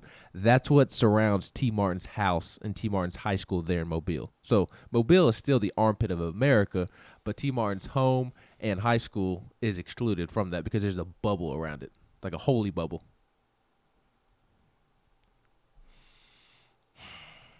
You trying to explain this? It makes my day. You just made my day. You just made my day, Ben. I'm glad I could make somebody's day. Brandon Kennedy is from Alabama. He's going back to Alabama to play against Alabama. And I know Juwan's ready to go. I know Trey Smith is ready to go. His last time down in Alabama, he was a true freshman. He was mauling people. But Brandon Kennedy got a lot of reasons to be fired up too, man. Because you can make the argument that he wasn't good enough to play at Alabama. They said he wasn't good enough. That's why he transferred. He wasn't in the starting rotation. Right. He wasn't playing enough. They didn't think he was good enough, Brandon. And part of that was because he could not stay healthy. I don't know specifically, but I believe he suffered an injury every single year he was there. They didn't think you were good enough, Brandon. I want you to hold that in tight. Hold it in tight. I don't care what happens on special teams. I don't care what happens on defense or offense. If I'm Brandon Kennedy, all I know is I'm winning my battle today. Butts will be on the ground. That would be my mentality going into this football game, and that's really should be the mentality of every player going into a football game. And your focus, that is winning your individual battle, your individual matchup. But if I'm Brandon Kennedy, man, there's some extra sauce on this thing. I want to win my battle. 1,000%. Because this coach said I wasn't good enough. Well, not only, and that's a great point, and the number one reason I think he'll be playing hard. I agree with you. But to add on, Swain, when you played in Tuscaloosa, I imagine you played there twice because y'all didn't play in Birmingham. Correct? No. That was 03 and well, 05. That was well before you. But I imagine when you played in Tuscaloosa, you had a whole lot of friends at the game, family members at the game, maybe more so than a typical Tennessee game, because I know, did any of your family from the Talladega area? They just watched from the house, the crib. But I guarantee you had a ton of friends at the game, because I'm sure you went to high school with a bunch of people. I ain't giving them no damn tickets. Well, not I'm not giving you my tickets to come root for Alabama. Stay your ass at home. I get it. Good point. But I imagine you went to high school with a lot of friends who ended up going to Alabama. Yeah, a lot of high school friends and folks I went to high school with went to Alabama, and yeah, they was at the game, and it was always added motivation going down to Bama. I like playing them at Bama than playing them at home, to be honest. I'm so beat them in their home stadium. Yeah, I'm still so bothered by the 05 game, the 6-3 game, 6-2-3 game, excuse me, because and I know I was 3-1 against Alabama. I'm more mad that I'm not 4-0 against Alabama, because that was a game that we lost there and we had the game won. But for Brandon, yeah, I mean, you get a chance to go back home and play in front of all your friends, all your family. That's a great opportunity for him. He's going to want to show out even more. Not that he doesn't in other games, but it's just an extra layer of motivation. It's just different, man. It's just I mean, even just me playing little old high school baseball. I mean, when my family was in town to come watch me play, with my cousins, my grandparents, it's just like a extra layer of motivation, an extra layer of want to, because you want to show out and you want to impress. You know what's crazy is that you had the same record against Alabama and Vanderbilt, and granted, Alabama wasn't what it currently is when you played them, but in today's world, if somebody had the same record against Alabama as they did Vanderbilt, in a positive way, you would look at them like they're crazy. Like, imagine if a player on this roster was 3-1 against Alabama and 3-1 against Vanderbilt. That would seem ludicrous. I got something that's even more crazy for you, even more ludicrous for you. Hit me. My record against Memphis is better than Peyton's. 1-0. 2-0. Oh, 2-0. Y'all played them twice? Yep. 05 and 06. Oh. Yep. Thought you only played them once at Memphis. No, I played them at home. Played them at home 05. D'Angelo Williams, he was hurt that game. Wasn't he talking a lot of mess going into that game as well? A lot of mess into that season. Okay. Not much mess into Not that game. Particular game. Because he didn't play. But Didn't I mean, it break his leg that year? I heard somebody talking about that recently. He didn't break. I don't know if he broke his leg. He could have played, but he was getting ready for the NFL, and he wanted to be smart. So I don't blame him. Brandon Kennedy, Trey Smith, Jawan Jennings. Those are three guys that I'll be paying close attention to. There's little games within the games that I'm going to be watching. If I can see with all the Alabama lights going on crazy in the background, but I'm not sitting here saying Tennessee going to win. But I'm not going to sit there and watch the game and just miss other parts of the game that we should be paying close attention to. And it is how hard Jawan plays, how he competes at a high level. Understand that Trey Smith is putting his life on the line to play the game that he loves, for the school that he loves, in the state that he loves. And last time he played down there, he was dominant. And then watching Brandon Kennedy play against his old buddies and his old coaching staff. I mean, can't wait to see him perform. And I just hope that in warm-ups he doesn't get so tired being so hyped that he tires himself out. I just hope he doesn't do that. That's easy to do. Really easy to do. Hour 2 continues after these messages. Swain Event. Hour 2 is powered by Alumni Hall and alumnihall.com.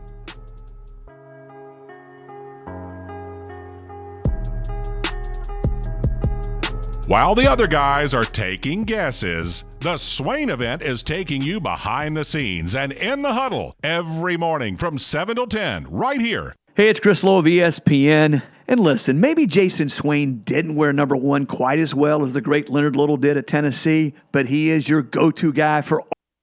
We're here with Dr. Michael Carlson of Tennessee Regenerative Sports Medicine to discuss stem cell treatment and PRP. If you have orthopedic injuries such as shoulder pain, knee pain, Achilles tendonitis, or tennis elbow, you should give them a call. That's right, Jason. We specialize in regenerative non-surgical orthopedics. So we treat damaged tendons, ligaments, and joints by using ultrasound-guided injections with stem cells or PRP. And this form of treatment for 26 years, and I'm certified in interventional regenerative orthopedic medicine through the American Academy of Orthopedic Medicine. So unlike the big seminars that will advertise stem cells, fly someone in for a couple hours to talk about supposed stem cells that you order off of a shelf, then they'll depart, leaving the patient wondering who will be the person injecting me and what their level of training is. At Tennessee Regenerative Sports Medicine, I'm the one doing the procedure, and we're using your own bone marrow stem cells or PRP. So in other words, it comes from you and it goes back to you. So you know exactly what you're getting and know exactly the level of training involved. Tennessee Regenerative Sports Medicine,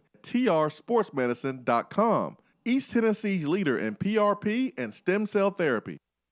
Hey y'all, check it out. Top 100 barbecue restaurant Dead End Barbecue has a brand new happy hour special right now that you don't want to miss. Get $2 off of their fantastic barbecue queso appetizer from 2 to 4 p.m. That's queso loaded with your choice of pork, chicken, or brisket and served with Frito scoops. And for the rest of the month, check out their new Pig and Peaches salad for $11. This thing is loaded with salad mix, grape tomatoes, fire-roasted peaches, pickled red onions, pork belly burn-ins, goat cheese, and topped with a delicious balsamic vinaigrette. Dead End Barbecue. The barbecue surge is over. While the players are gearing up for the gridiron, it's time for you to get geared up at Alumni Hall. Find the best selection of Nike, Nike Golf, Peter Millar, and all of those retro logos you love. And the 2 for $28 t-shirt deal? Game changer. And don't forget about the rest of your game day crew. There are plenty of options for the entire family and to upgrade that tailgate. Shop now at one of their 6 convenient locations in Tennessee or 24/7 at alumnihall.com. It's football time in Tennessee. If you aren't following the Swain Event on Twitter, then are you even on Twitter? Hit that follow button. It's the right thing to do.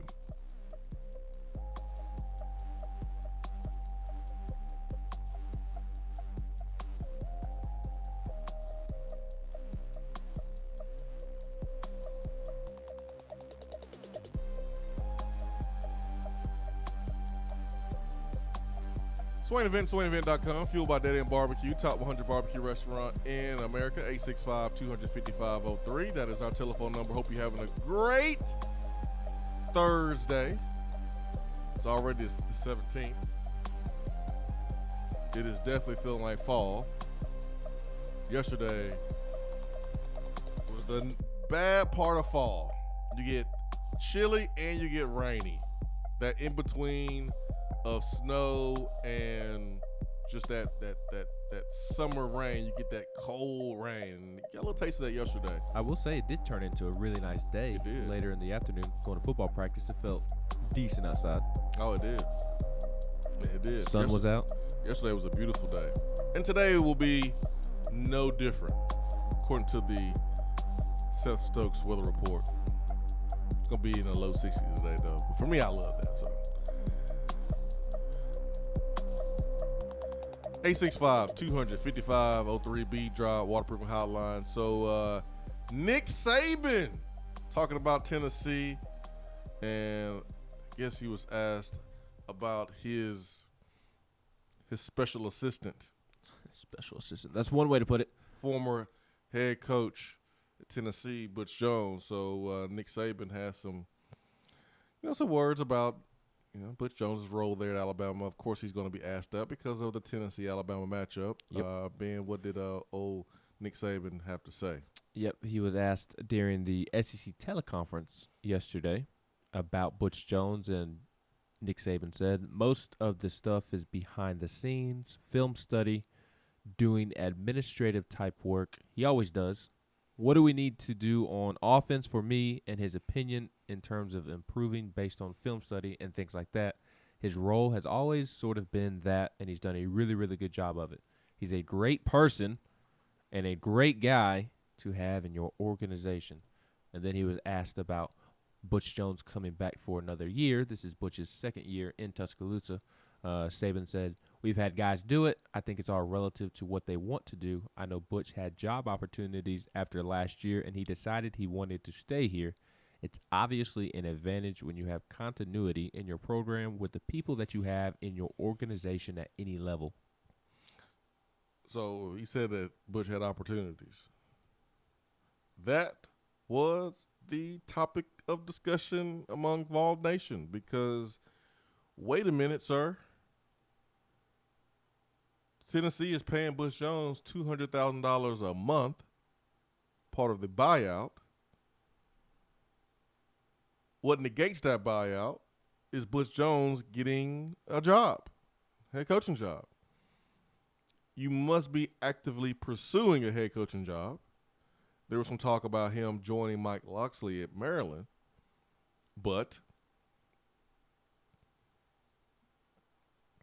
there's a possibility that Butch and his team felt like joining Maryland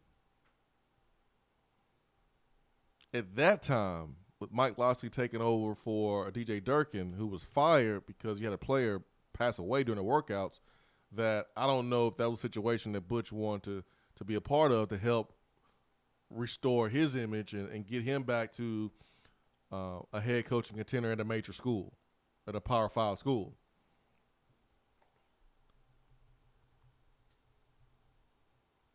There was a school, I'm told, that wanted him to come back and be the head coach. Ooh, come back.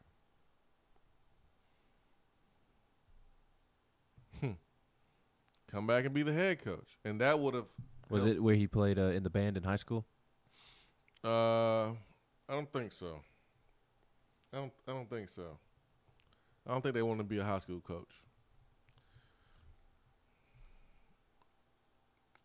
But he had an opportunity to be a head coach. And, of course, it wasn't a Power 5 school. And so went back to Alabama to try to look for the next opportunity to be a head coach. And I hope he is a head coach. I hope he's a head coach. The only reason is for Tennessee to save money.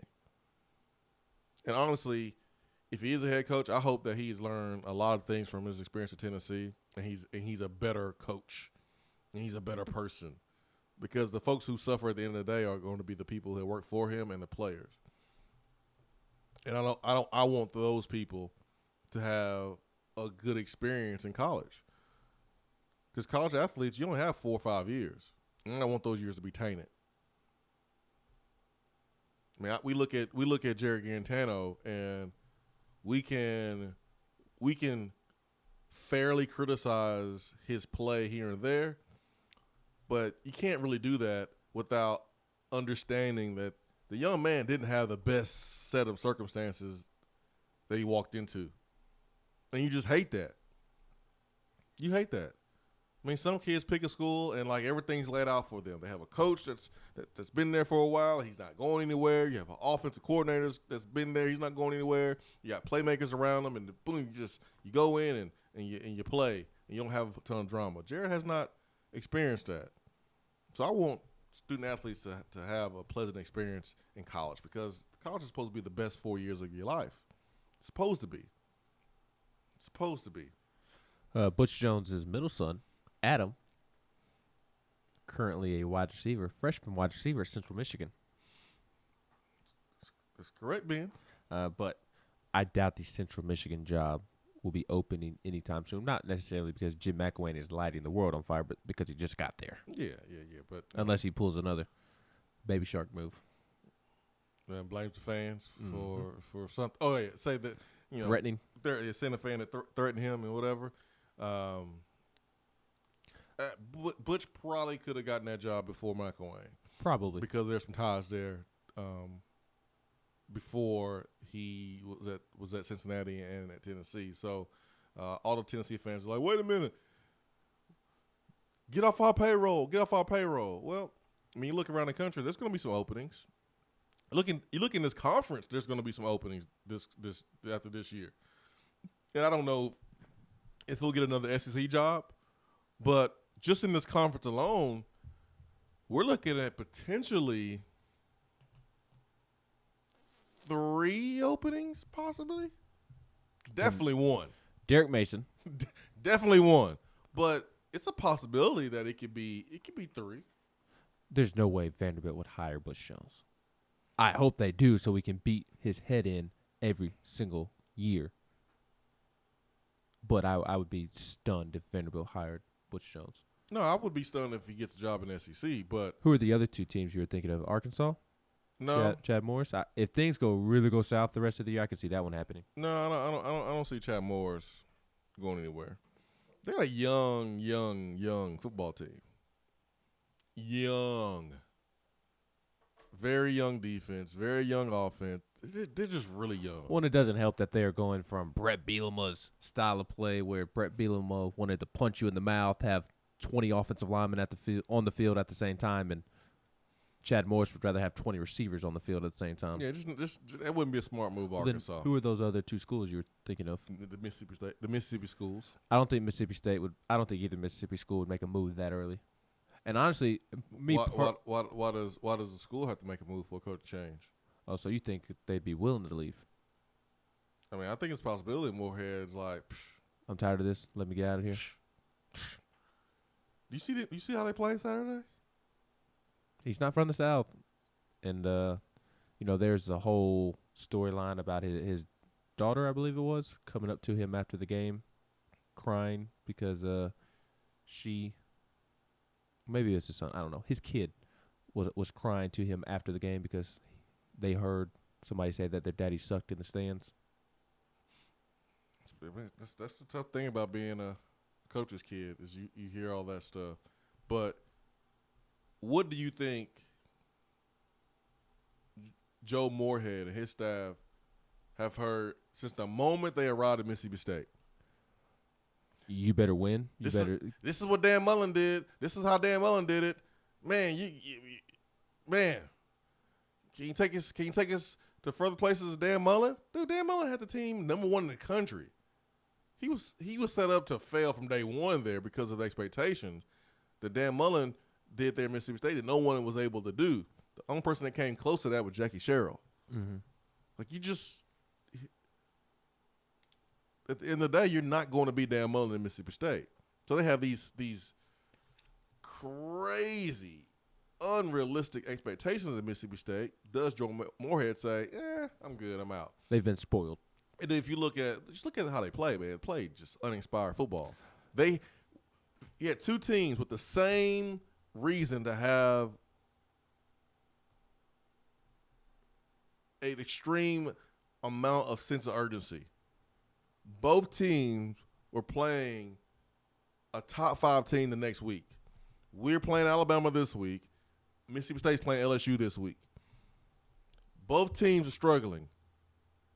So if you're going to get a win, last weekend was a weekend to get it. There was only one team that looked like they were hungry and starving for a win. That was Tennessee. It was as much of a swing game for Mississippi State as it was Tennessee.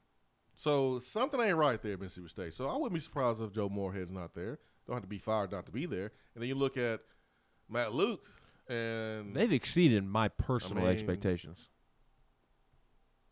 Matt Luke isn't going to leave on his own just because he's an Ole Miss guy. The same dude who made Matt Luke the interim head coach, and then the head coach is not there anymore. That would be my only reason for concern in terms of him being the head coach next year. So there's definitely one coaching change in the conference. It could be 2 or 3, could be, but definitely one. Will Muschamp might have saved his job this past weekend. He was on the hot seat there for the first month.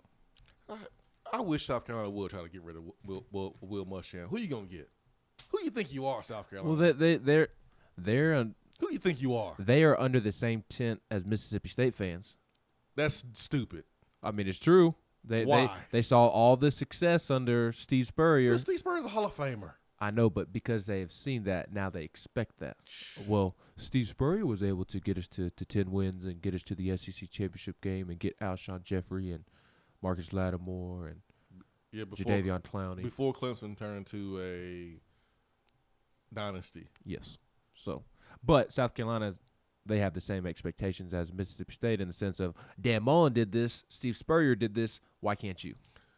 If I'm South Carolina, if I had an opening right now, you know who would be the first phone call? No. First phone call, Dino Babers. First phone call. First phone call. Do you think Scott Satterfield would leave Spurrier. Louisville? After 1 year? Nah. He's already got Louisville's culture turned around. It's pretty remarkable. I don't think he would do that 1 year. There's a lot of coaches that I'm high on.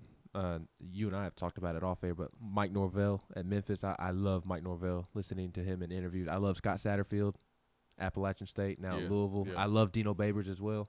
Yeah. There's a lot of good up-and-coming coaches. Dino's been there at Syracuse for a couple of years. He may feel like he's tapped out, and he can say that, you know what, I gave you a couple of years. I didn't just leave you after one. I didn't abandon you and he probably after could 1 have. year, like Lane Kiffin did Tennessee. So that's why I say no to Scott Satterfield, because he just got there. Right. That would be wrong for him just to leave after 1 year. You know the coach that I'm really high on, but he's NFL bound at some point, not Lincoln Riley, the other NFL bound coach in the Big 12, Matt Rule. Undefeated Baylor this year, and we talk about how it's incredible that Penn State has been able to turn things around so quickly and flawlessly after the whole Jerry Sandusky situation with Bill O'Brien and James Franklin. How about Matt Rule? Yeah, he's doing a good job. He's doing a good job. If I had a head coaching vacancy, I would be very pleased if I ended up with him. But he's NFL bound. He almost got the Jets job this past year. South Carolina fans, if you really, really, really want Will Muschamp out, I got to question your sanity a little bit there, because you knew that this was the toughest schedule in the country in the preseason. You lost your starting quarterback, one of your leaders. I don't care how productive or non-productive he was still a senior quarterback. You replace him with a true freshman, and he's banged up a little bit. You got the hardest schedule in the country. What do you expect? Even if you would have lost to Georgia, I'm sorry. It was, they think he underperformed last year, and then he starts the year losing to a North Carolina coach who is in his first year at that school in Mac Brown. That was kind of what did it for them. And on top of that, he kind of set himself up for failure when preseason he mentioned that he thought that this was the best South Carolina team that he has had, and then he comes out and loses to a North Carolina team that is in year one under Mac Brown. Hey, who you gonna get? Who you gonna get? South Carolina. You're South Carolina, but I would understand the powers to be there who say, you know what, we just invested millions of dollars and got you a new football facility, football complex. With that comes expectations. You know, we're going to give you all this money. We're going to give you all these facilities. Okay, we expect something in return. I do understand that. All right, let's get to the phone. Got Andy. Let's get to Andy. Andy, good morning. How y'all doing this morning? Wonderful, Andy. Bless. Well, yesterday I woke up. That's good. Usually when I first wake up, first thing I do is get on Twitter, start digging around Tennessee news, see what's going on. Time out. The first thing you do when you wake up is get on Twitter? Yep. What about using the bathroom, washing your face, brushing your teeth? What about those things, Andy? No. You don't brush your teeth first, Andy? No. You don't pee first? No. Wash your face? No, I really don't. Huh. Not until after I do the first priority business. check out Vol Twitter? Yeah, see what's going on. See, and I was blown away that Chris Morris committed to Texas A&M. I'm sitting here like, wow. Like, I would have figured it would have been maybe Georgia or Bama, but Texas A&M, get out of here. Like, Why are you surprised, Andy? I didn't realize that he was that interested in Texas A&M. But I will say this. I know James Robinson and Javonte Spraggins both love Tennessee a lot. They seem to be locked in.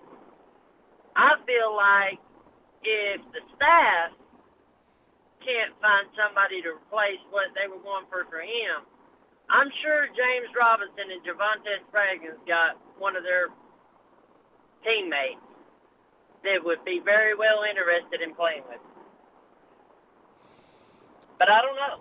All I know is it is what it is. It's time to get to work and dig around some more and try to find a replacement. And that's what we got to do. We can't worry about it. We can't lose sleep over it. Now, I don't think Tennessee will give up on him. I don't believe that at all. Well, you never know what might happen. So exactly. I mean, you never know. You know, Tennessee to Memphis is what, 6 hours. Memphis to College Station is 8 hours and 30 minutes or so. And I will say this. Okay, you got it. People can't be going on there and disrespecting me. You cannot do that because, for one, he could change his mind. And I know how people are, fans are. They go on there and they talk trash. It just ruins things. It makes it worse than just sitting back and just being like, okay, you know, good luck to you, and it is what it is. That's all I got to say. Well, Andy, thanks, man. Thanks for the phone call. I wasn't surprised he picked Texas A&M. He'd been leaning A&M for a while now. Yeah, I'm not surprised. I mean, when Jimbo took that job and he got that contract, and before he got there, they blew up the existing stadium. Like, who does that? Who tears down an already big stadium that's nice and says, no, we're going to build a new stadium, like an entire new stadium? A&M. And they did some renovations with their student athlete housing, and they have locker room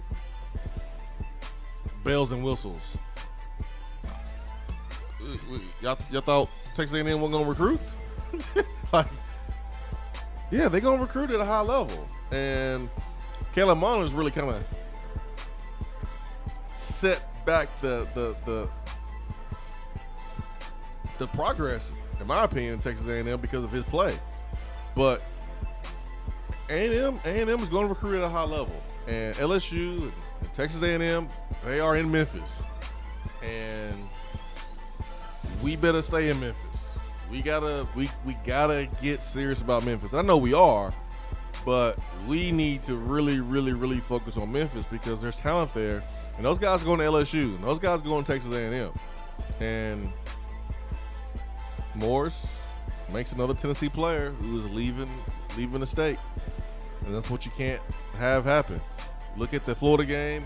Look at the LSU game last weekend, and there were three players in that game from the state of Tennessee that Tennessee didn't get. Either they didn't want or they didn't work hard enough to get, or just didn't seal the deal. 865-255-03 B-Dry Waterproofing Hotline. Andy, go brush your teeth and wash your face, man. At least do that now. Be right back.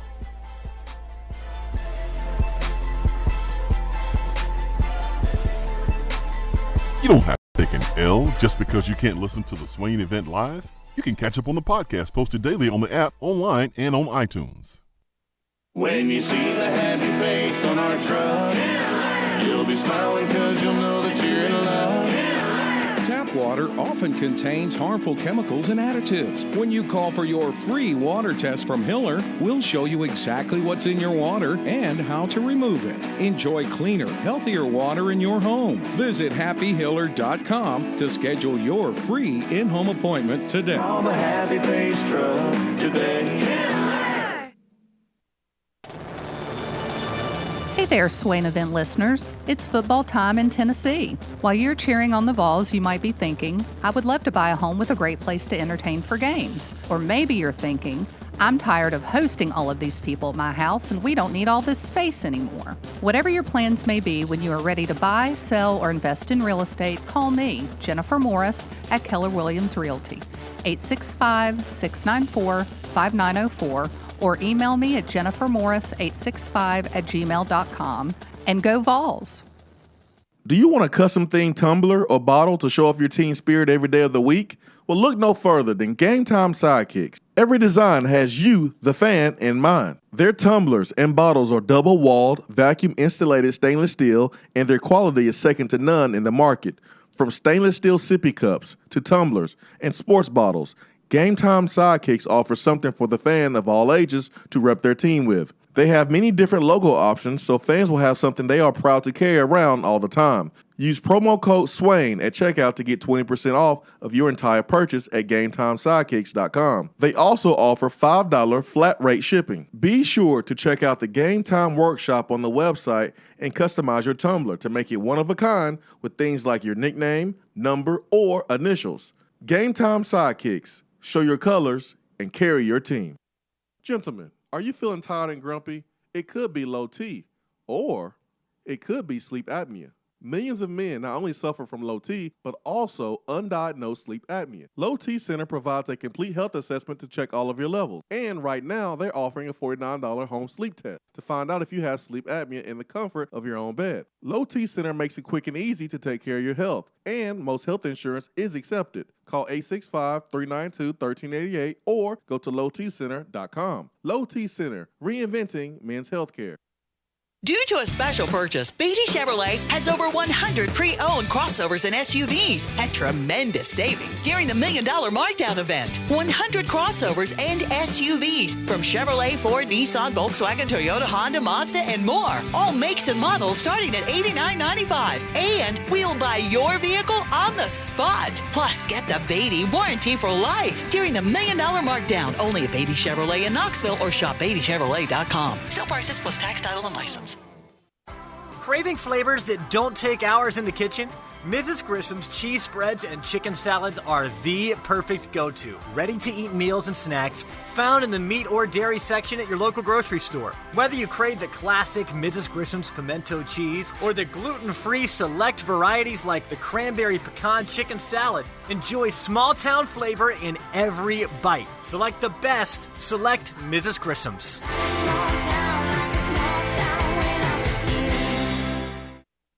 Hey, Mr. Mac, you heard the lowdown? Nah, homie. Give me the word on what's going on. Tell him what it is, Big Will. Mac, now the lowdown is no money down, only at the new Open Franklin Motors in Alcoa. No money down at the new Open Franklin Motors in Alcoa. Not $1,000 down, not $100 down, not even a nickel down. Low down, no down, only at the new Open Franklin Motors in Alcoa. 2 minutes from the airport, so fly on down to the new Open Franklin Motors next to Walmart, home of the original low down, no down payment. That is, why would you buy from anywhere else when you know we gonna get you done? Good credit, bad credit, slow credit, we will get you approved. So come on down to 911 Louisville Road, the new Open Franklin Motors next to Walmart, or call 865-980-8216. Turn down for what? There are articles and news stories that you read about the things that people do. And when you're reading those and you start to shake your head, you start to scratch your head a little bit. You get confused. You don't understand why. You start to ask questions. But really, there's only one question that matters. What is that question, you may ask? For what? All right, right, it's time for what here in the Swain event. Let's highlight some questionable life decisions and decision making in general. Ben, you got a for what today, sir? I do not. Let me pull a for what out the bag here. Oh, actually, I do have a for what. Okay. Looking back at my bookmarks on Twitter, this was from a while back. I've got to stand up for my guy Ben Roethlisberger. This was a couple of weeks ago when Mason Rudolph was making his first start. I believe it was. I believe it was the Monday Night Football game against the Cincinnati Bengals. Mm-hmm.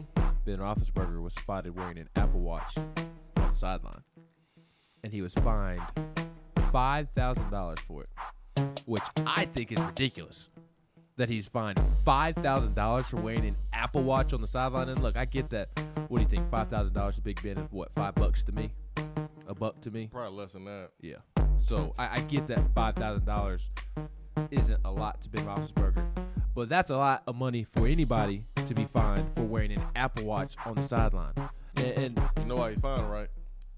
Why? Because the Apple Watch has great technology, or it's just simply not allowed. Mm-hmm. The NFL has a contract with Microsoft. That's why they use Microsoft services on the sideline. Apple is a competitor, and if you're gonna be on the sideline, you need to not wear Apple.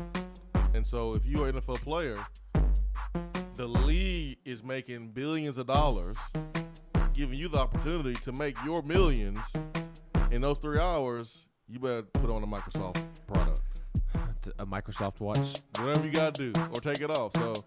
I mean, I think the fine was justified, but $5,000 for it? Well, I want to know, did he get a warning first? Can he not get a warning first? You got a warning already. Can somebody don't do it? That's your they know the drill.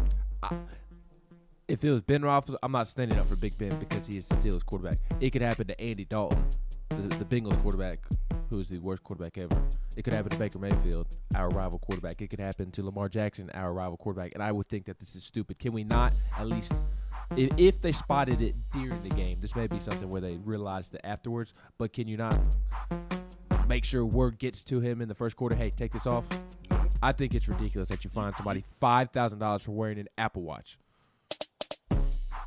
You can't. You want to lose the sponsorship to Microsoft? Surely that this little instance is not calling. I mean, it's not like you're allowing him to wear it the entire game. Call him, tell him to take it off. That's and why, if he doesn't take he it off, only then fined him fine $5,000. I guess, that's but nothing to him. I think it's ridiculous that anybody gets fined $5,000 for wearing an Apple Watch on the sideline. I get why they did it, but all I'm saying is at least try to get him to take it off early in the game if you can, and then if he doesn't, then I think the fine is justified. But the real for what in this story though, Big Ben does get it for what, another for what, I guess.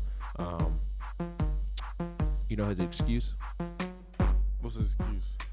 With Roethlisberger unable to use his right arm, his wife dressed him for the Monday night game and strapped the Apple Watch on his left wrist.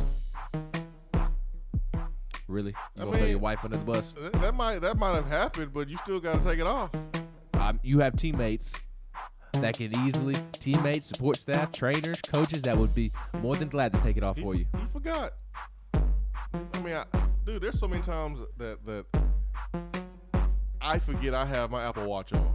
I never take mine off unless I'm charging it, but I don't have to worry about getting fined though. Yeah, and according to this ESPN article from Adam Schefter, he was fined because the NFL has a ban on all electric devices with transmit messaging.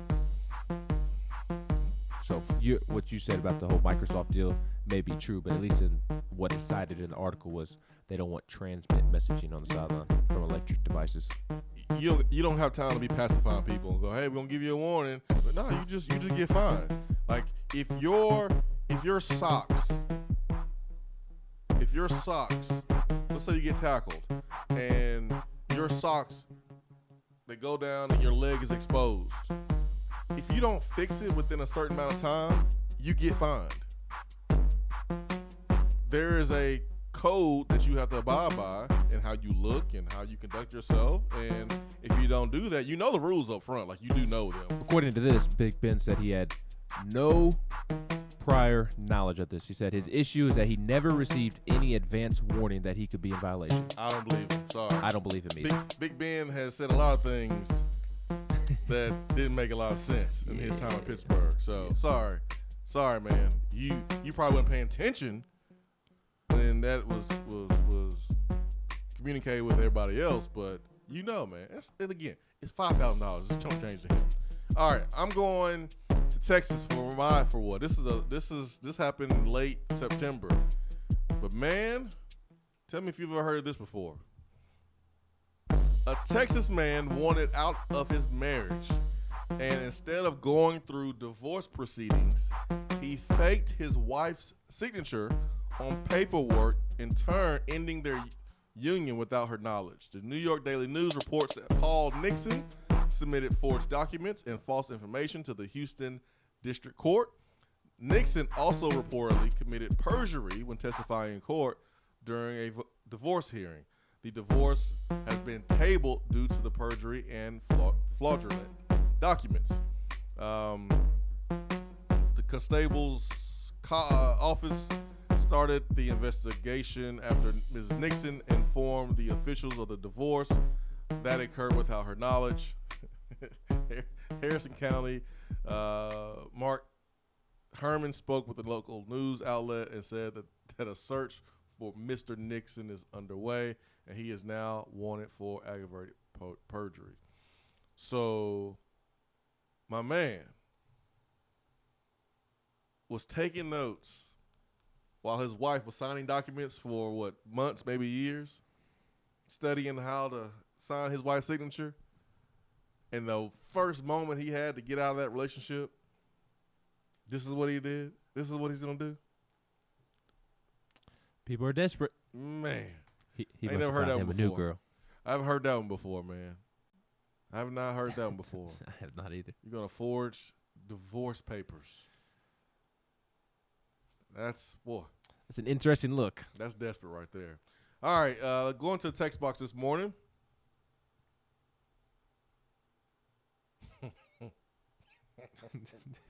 Rodney says, Andy with your nasty ass.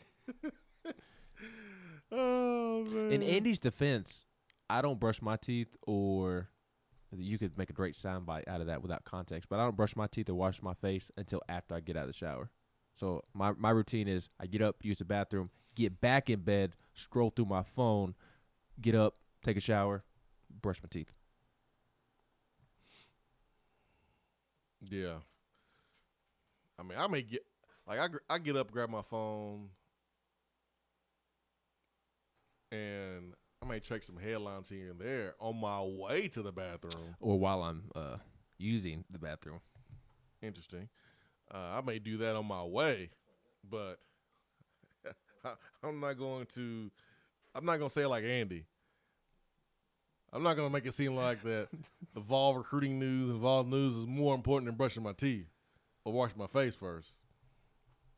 But I'll do that on the way. I'll check my phone on the way to using the bathroom and doing all those things you do in the morning. B-Rad says, shout out to Chris Walker, guest speaker at the Fields of Faith last night at Campbell County High School. Over 100 people came forward and accepted Jesus. That a boy, Chris Walker, VFL.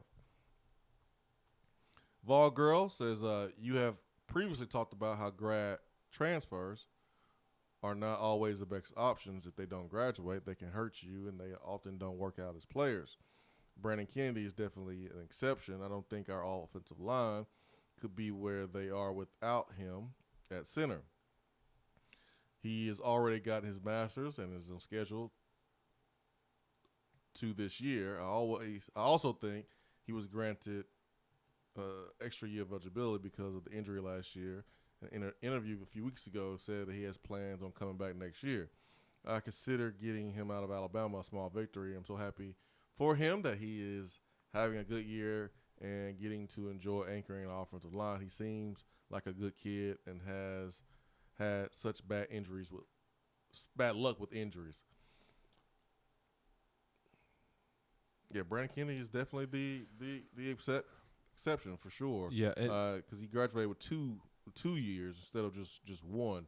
The Keller Chris and Mondre London, they just had 1 year of eligibility. So you're basically renting them for 1 year, and if they don't knock it out of the park for you, like Garner Minshew or someone, then or Jalen Hurts, then yeah, it is a big failure. But Brandon Kennedy's case is a little bit different because he had 2 years of eligibility. Yeah, and it is most definitely worth it. I like Volgrill's point because, as you have talked about several times, and as she noted, it's not really worth it if you're just bringing in a Madre London or a Keller Chris type. Nope. It's just really not worth it. I'd rather sign a guy out of high school, develop him, and have him for 4 years. But I thought it was neat. I think it was yesterday, may have been Monday, but Pruitt talked about how important Brandon Kennedy is to this offensive line because he is the one that is getting the calls to everybody. So he has been well worth the addition. Yes, sir. Yes, sir. Tennessee Levi does our 3 running backs outrush Harris from Alabama. No. Will Tennessee outrush Najee Harris? No, the 3 running backs, our 3 running backs outrush Najee Harris from Alabama. No. Not unless they kind of do what Nick Chubb did in 2015 to Alabama. Alabama kept Nick Chubb on the ground in the backfield all game long in that 2015 game that was pouring down rain. Big-time matchup.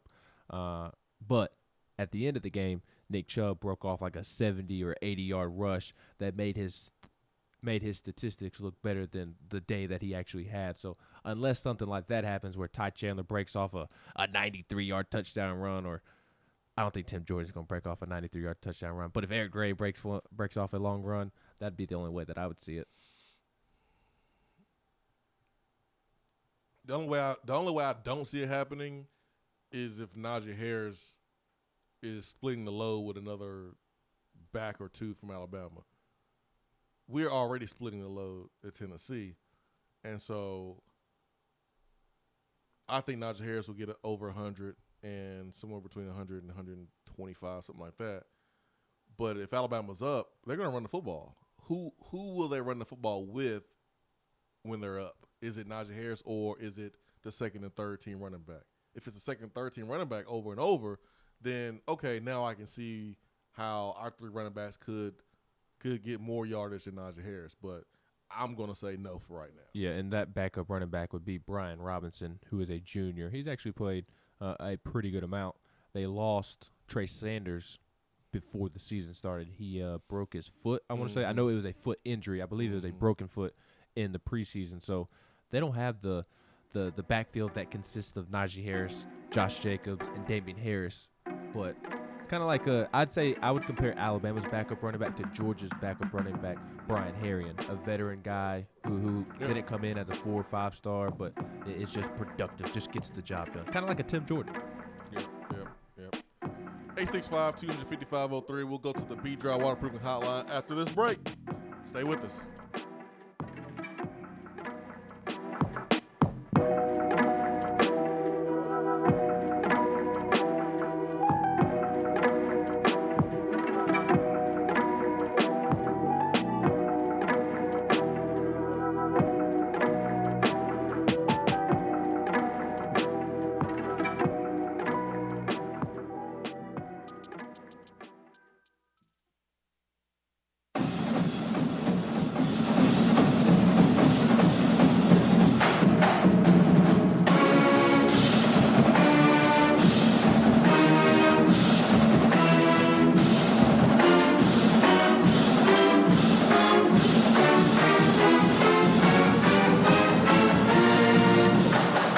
Hour 3 of the Swain event is brought to you by the Low T Center and lowtcenter.com. Do you know your numbers? Feel like you again. Let us help. While the players are gearing up for the gridiron, it's time for you to get geared up at Alumni Hall. Find the best selection of Nike, Nike Golf, Peter Millar, and all of those retro logos you love. And the 2 for $28 t-shirt deal? Game changer. And don't forget about the rest of your game day crew. There are plenty of options for the entire family and to upgrade that tailgate. Shop now at one of their 6 convenient locations in Tennessee or 24/7 at alumnihall.com. It's football time in Tennessee. Today looks to be sunny with a high of 63 and a low of 42. There will be more sunshine tomorrow with a high near 69 and a low around 45. Saturday, there is a 20% chance of rain with a high in the low 70s. Weather on the Swain event is brought to you by Be Dry. If your basement is wet or cracked, Be Dry can help. BeDry.com.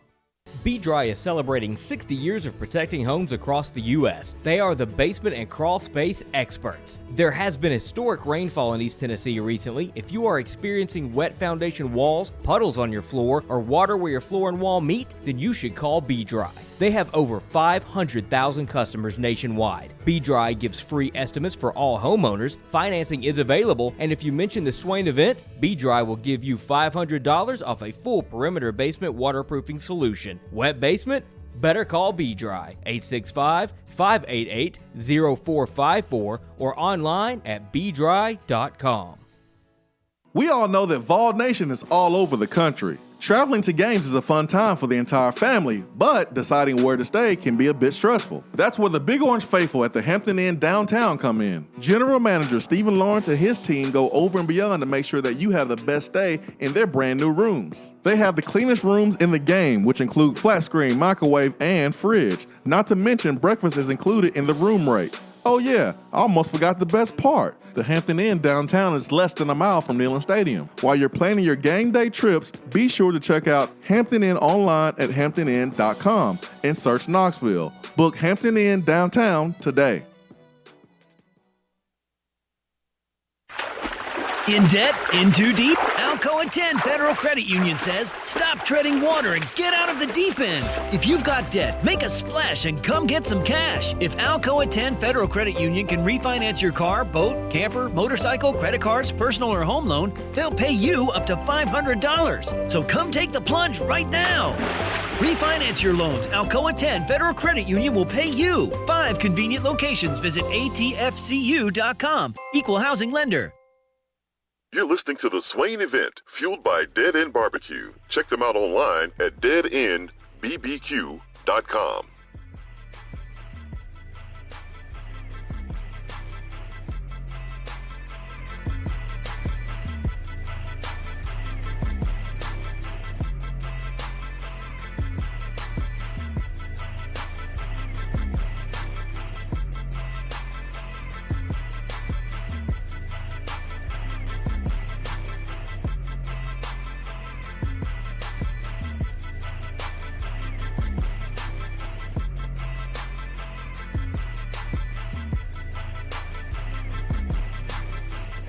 Let's go to the Be Dry Waterproofing Hotline this morning. And first, we have our good friend D.R. Vol. D.R. Vol, Chip, and Evan. D.R. Vol, good morning. Morning, guys. How are y'all? What's up, man? Great. How are you?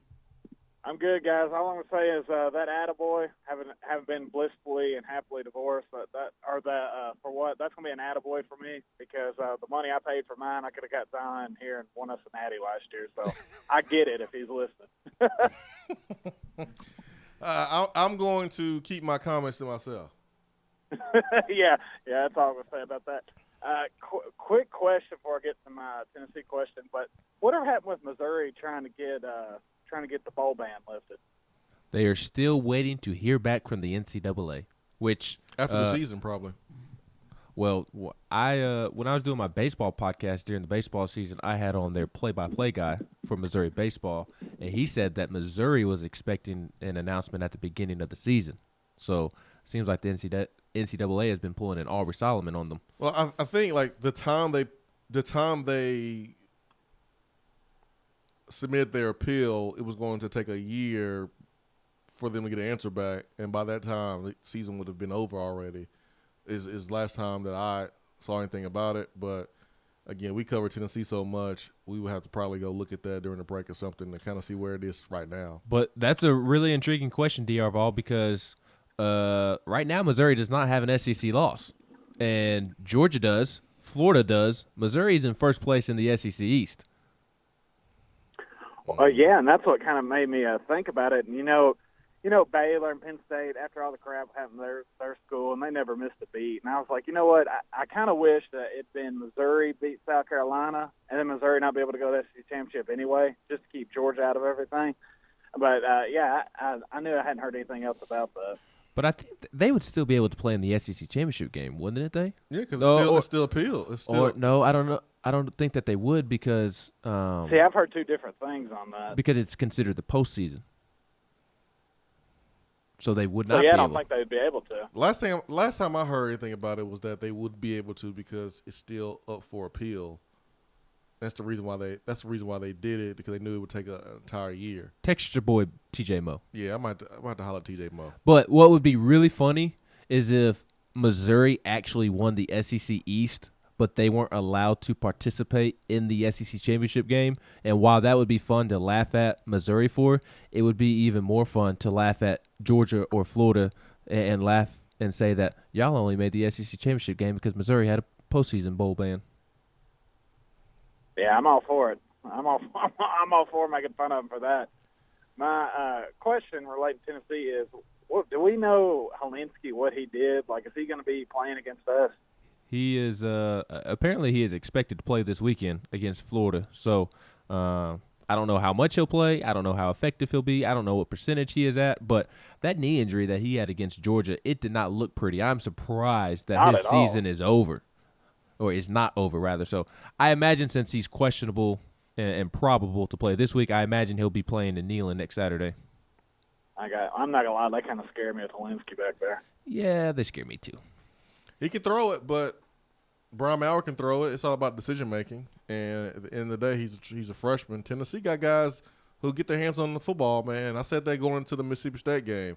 That's why I wanted Tommy Stevens to be the guy, because we had DBs that had really good ball skills.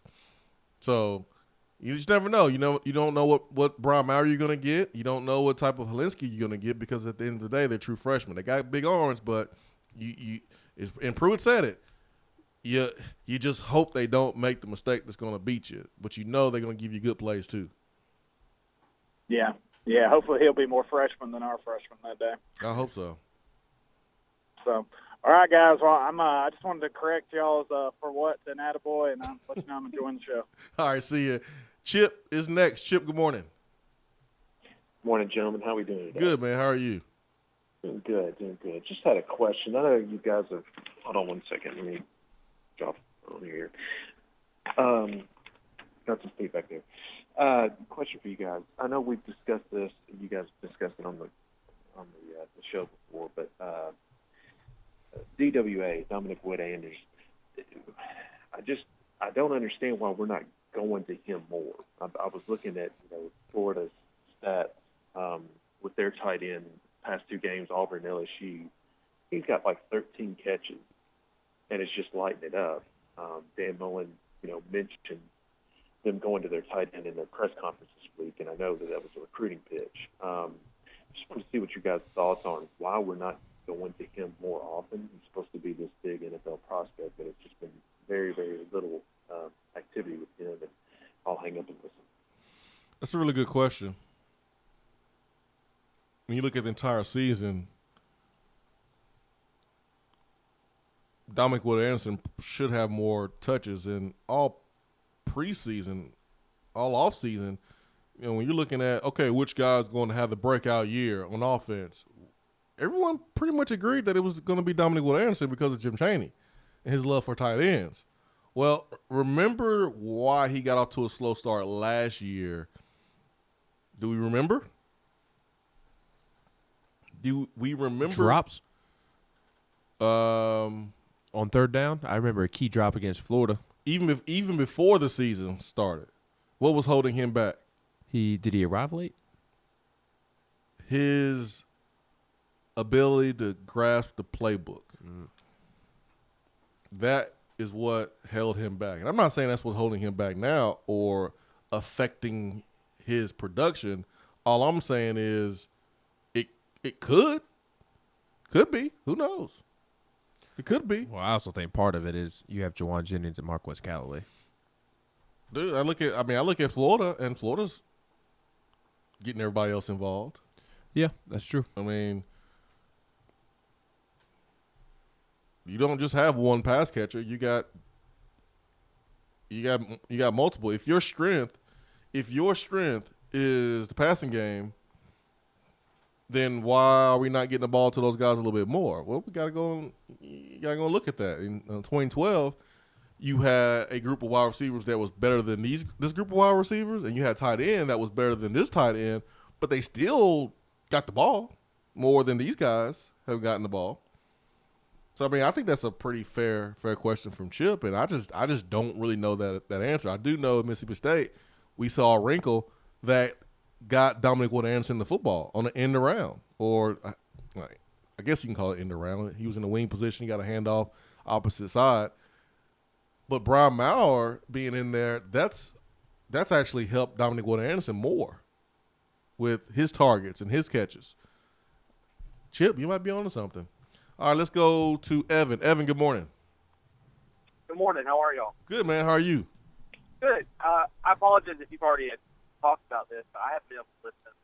I just noticed yesterday some of Saban's comments, me and a couple other people on Twitter were talking about this, mentioning that Lyle had job opportunities, chosen to return to Alabama. Mm-hmm. And I recall specifically in his contract that is a stipulation of his buyout. And I want to know why, with how many buyouts the university is currently paying, if that's not an issue, why are we still paying him his full buyout if he's not taking other jobs? Like, why is that not being more made of an issue?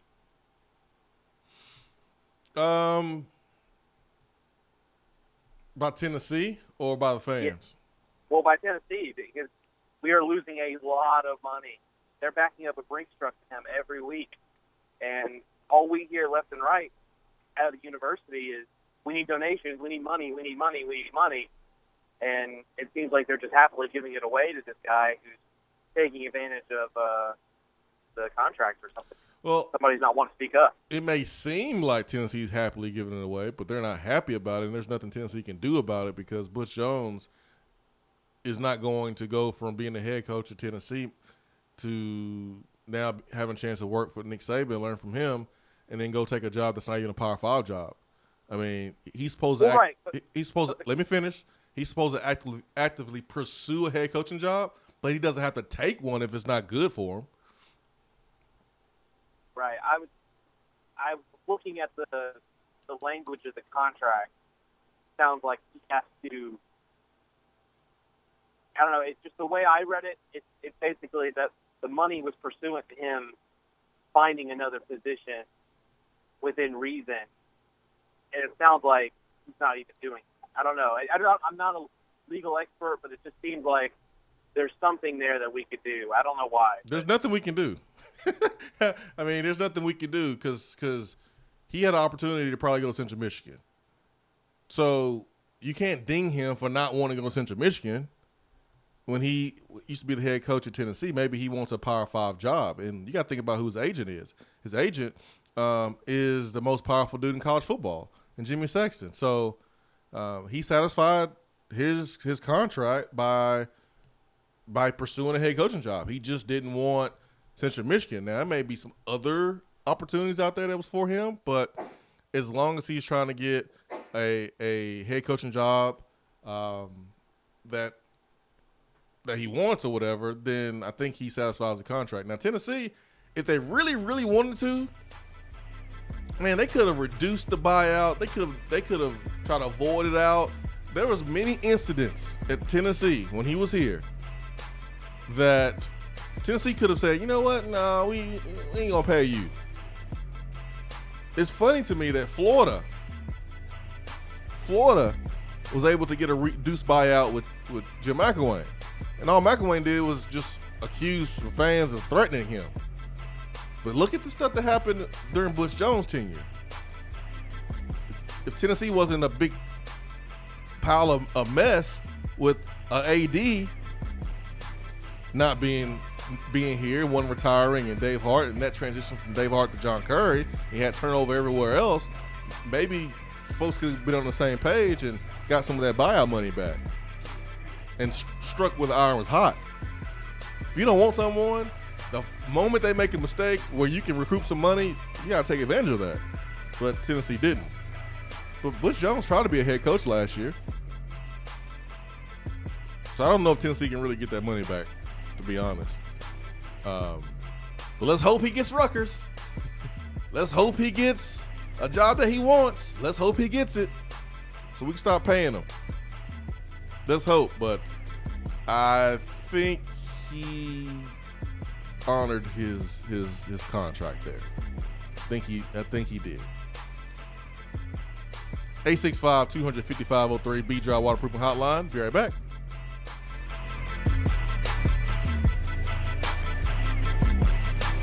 Hour 3 of the Swain event is brought to you by the Low T Center and lowtcenter.com. Do you know your numbers? Feel like you again. Let us help. Hey y'all, check it out. Top 100 barbecue restaurant Dead End Barbecue has a brand new happy hour special right now that you don't want to miss. Get $2 off of their fantastic barbecue queso appetizer from 2 to 4 p.m. That's queso loaded with your choice of pork, chicken, or brisket and served with Frito scoops. And for the rest of the month, check out their new Pig and Peaches salad for $11. This thing is loaded with salad mix, grape tomatoes, fire-roasted peaches, pickled red onions, pork belly burnt-ends, goat cheese, and topped with a delicious balsamic vinaigrette. Dead End Barbecue. The barbecue search is over. Soreness, bumps, and bruises are a part of everyday life, whether you're a Vol or not. Surgery can be too, even for weekend warriors. Something that can get you back to feeling your best is therapeutic massage. If you've had surgery or are feeling the wear and tear of life, give our friends at In Touch Massage Knoxville a visit. They have a hand-picked staff and offer a clinical focus for folks going through joint replacement and cancer treatment. They serve neurological patients like those being treated for MS, ALS, and Parkinson's. Their staff even includes a lymphedema specialist. Plus, they offer a great relaxation massage. Don't ignore your pain any longer. Let the therapists from In Touch Massage Knoxville help. Located just west of downtown Knoxville at 601 South Concord Street, or find them online at intouchmassagenknoxville.com and on the phone at 865-236-1425.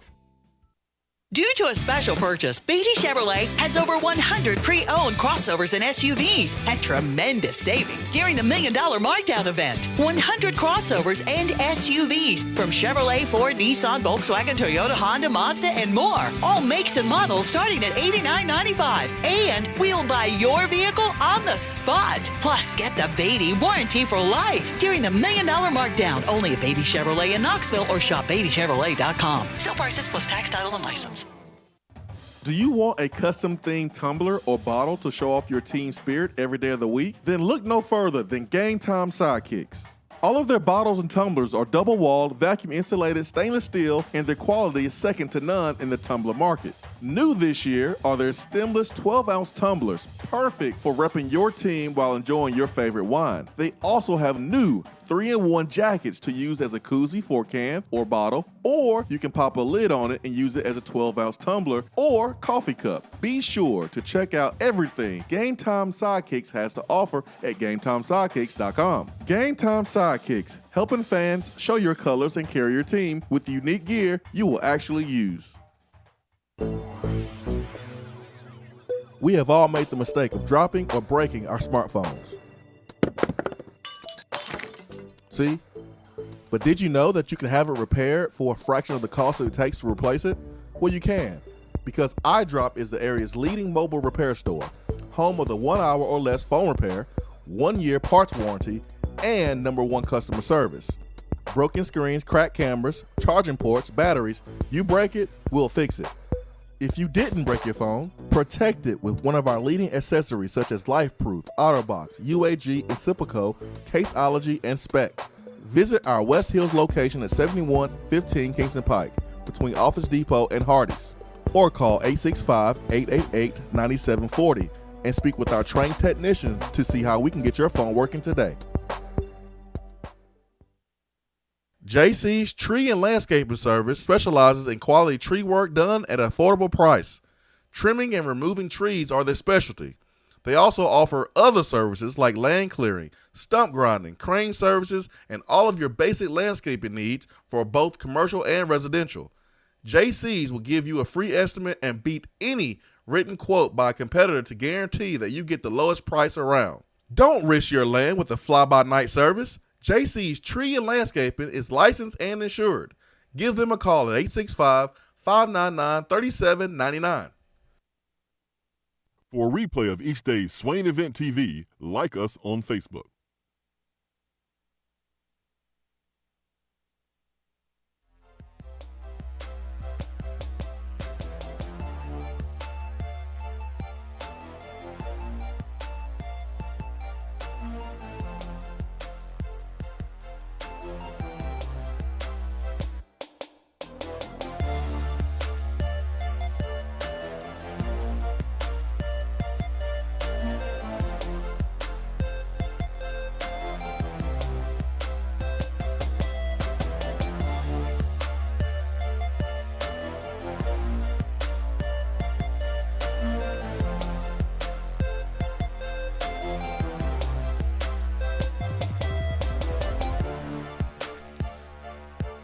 Alumni Hall and alumnihall.com. They had a crazy sale yesterday, online and in store, 25% off. So if you missed that, just keep your eyes open because they'll be coming with another one. Alumni Hall, Turkey Creek, Paper Mill Drive, and Westtown Mall. And you can shop online always at alumnihall.com. We're good on the B-Drive hotline, are we? Empty. It's empty? Okay, cool. Check out the text box this morning. Val Birmingham says we should have fired Butch Jones for cause. Yep. Let me ask you this about Butch Jones. It's no secret, Butch Jones was not the greatest person during his time at Tennessee. And I think the magnitude of the job got to him. And that was kind of why he became the way that he did, especially more towards the end, 2016, 2017. There weren't, it wasn't all sunshine and roses at Cincinnati and Central Michigan, but it wasn't like it was here at Tennessee in terms of culture, in terms of treating players. Do you think that this time off for Butch, he will be able to get back to the head coach that had success at Central Michigan, had success at Cincinnati? I think he can. It doesn't matter if I like you or if I don't like you. My job is to be fair and call balls and strikes. Mm-hmm. And then if I have an opinion, I'll share my opinion or whatever. Hopefully you are better at calling balls and strikes than Major League umpires. Yeah, I guess. I'm not going to sit here and not include there were people that like Butch. Mm-hmm. There were people that were not done wrong by Butch. There are some people that think Butch is a good guy. I know some people that had a good experience with him. I know more people who had a bad experience, but I do know people who had a good experience. So I do want to mention that. That's just being fair. I think Butch did a lot of things, a lot of cool things that helped him turn the program in the right direction when he took over. You mentioned some things that hurt him when he started kind of feeling himself a little bit and got that money, got some power. Then he let the power get to him, and it either turned him into a bad dude, made bad decisions, or that's who he was in the beginning, and it just revealed that. But I look at Jeff Collins at Georgia Tech, and Jeff Collins reminds me a little bit of Butch just in terms of marketing as a head coach. Jeff Collins does a really great job of that at Georgia Tech, marketing his program, and that's something that Butch Jones did a really good job of. And there's a fine line between doing it and doing too much of it. Doing it and doing too much of it. You know, P.J. Fleck, when he was at Western Michigan, that helped him. And the whole row the boat, and man, it helped him. They won, and boom, he's at Minnesota. There's a line between doing it and doing it too much, and Butch just did it too much to where he lost sight of what was important, which was the X's and O's and relationships and all those things. But yeah, Tennessee had chances, man. Tennessee had chances to, if they wanted to let him go for cause.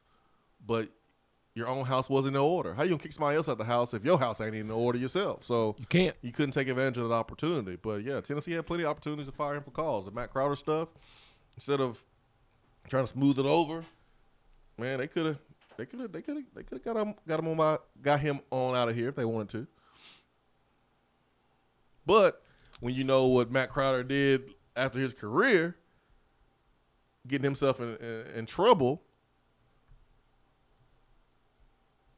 folks are like, well, Mac deserved it then. Well, he didn't deserve the treatment when he was a player, but he deserves punishment after he committed a crime after his playing days was over. Right.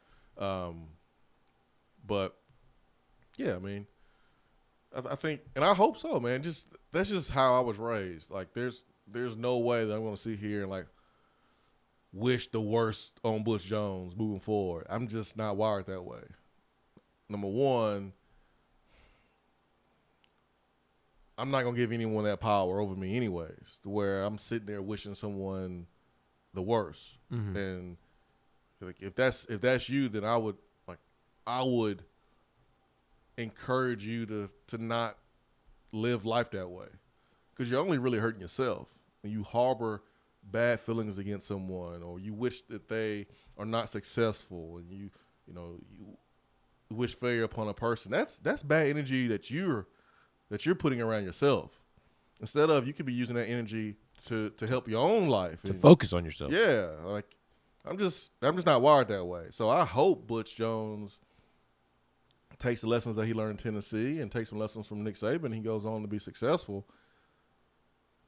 And I think he can be successful at a smaller school, like a Central Michigan or something like that. I don't know about Rutgers, because I just don't see how you're going to. I don't see anybody being successful at Rutgers. I don't know.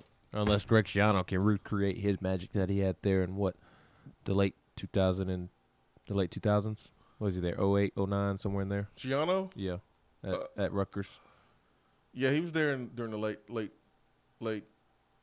2000s, and he was there in 2000s. Yeah. I'm trying to think what year was that when they went like 2 in the country. I think I want to say it was like 07, 08, something like that. Because it was 07. It was 07, I think. Because that was the year LSU won the championship with 2 losses, and there was like a ton of teams that just the number 2 spot was a different team every single week, and Rutgers flew into that spot one week. But Rutgers is a good fit for him because he's really good at like selling building. He's good at that. Like he did a good job of selling that here in Tennessee, and then when it came time to go produce, when you have all the spades in your hands, he couldn't do that. So Rutgers will be perfect for him 3 years, 3 years, going to his 4th year. He's a good builder, good marketer. I don't know about in-game coach and all that other stuff, but I think that'll be a good spot for him. All right, let's go to the phones. Let's bring in Volstorm. Volstorm, good morning. How we doing, boys? What's up, man? How you doing? Doing good. Did Saban call Butch a secretary? Essentially. Last year, he basically said that, didn't he?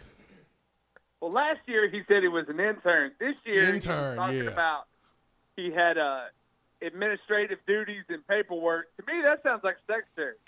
Pretty much. Yeah, pretty much. Yeah. But one thing that Butch can learn though is you look at the coaches' meeting room there at Alabama. It's like 50 people in the room. You have your coaches sitting at tables, and then you have on both sides of the wall everyone sitting in chairs with the notebooks. And Butch can learn how to run an organization, how to manage a staff. And that's something Pruitt has had to learn his first year. He's still learning on how to manage a staff and manage a program. And Butch lost control of that during his time in Tennessee. He let Larry Scott big boy him into the offense coordinator role. So that's something that he can learn. Even being a secretary of Volstorm, he can learn that. Well, Butch was already trying to emulate Saban whenever they would ask him questions at the press conference here in Tennessee, and he would try his best to control the narrative. Correct. Like, a lot of coaches realize that they're not Nick Saban, so they don't try to do the things that Nick Saban try to do. Lyle, on the other hand, tried to do some of the things that Nick Saban would do, and then would get frustrated when he didn't get the same result as Nick Saban. It's like, wait a minute, I just went off in a press conference. Why are people making fun of me? They don't make fun of Nick Saban. It's because you're not Nick Saban. That's why. You're not Nick. Give it up. If you ain't winning, you can't get by with all that stuff. If Saban hadn't have won as many championships as he has, everybody would be clowning him for the way that he acts in a press conference. Yeah. He's not. You're not Nick Saban.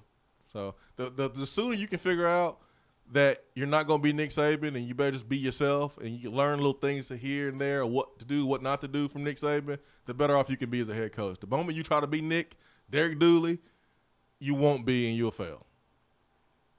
Ben, you brought up the point that Butch needs to get back to the way he coached at Central Michigan and Cincinnati, but the only way he's going to be able to do that is if he becomes the head coach at Notre Dame, because at both of those spots he followed up Brian Kelly. That's a good point, and I don't know that anything is going to help Butch's coaching. I was more so speaking to the way he treated people. I'd be interested to hear the stories from the people that said that they had a good experience from Butch, because everybody I've talked to has said what a kind of power-hungry, pain in the butt that Butch was. I know people who have worked with him who wouldn't stop on the side of the road to help him if he was broke down on the side of the road. And I know some guys who work with him who like him and still like him.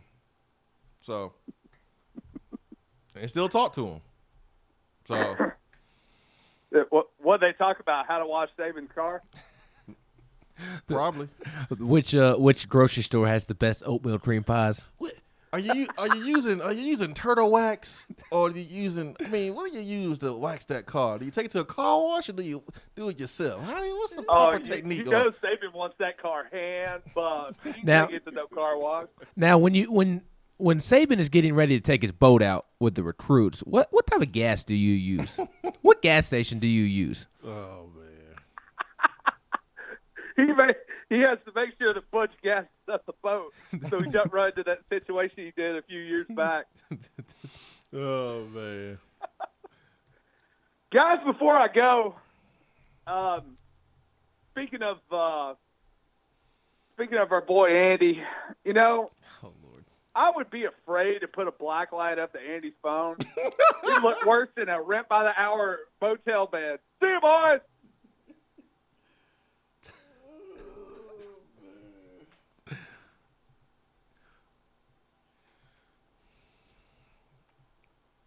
Black lights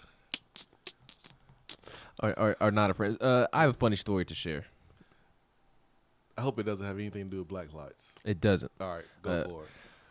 When Volstorm was calling in, I put my mic on mute, as I always do, and I kept one earbud in, and I'm listening to you at the same time as I'm listening to the phone call, as I'm answering it, and talking at the same time. So listening and talking at the same time. So Gotcha. I always say Swain event.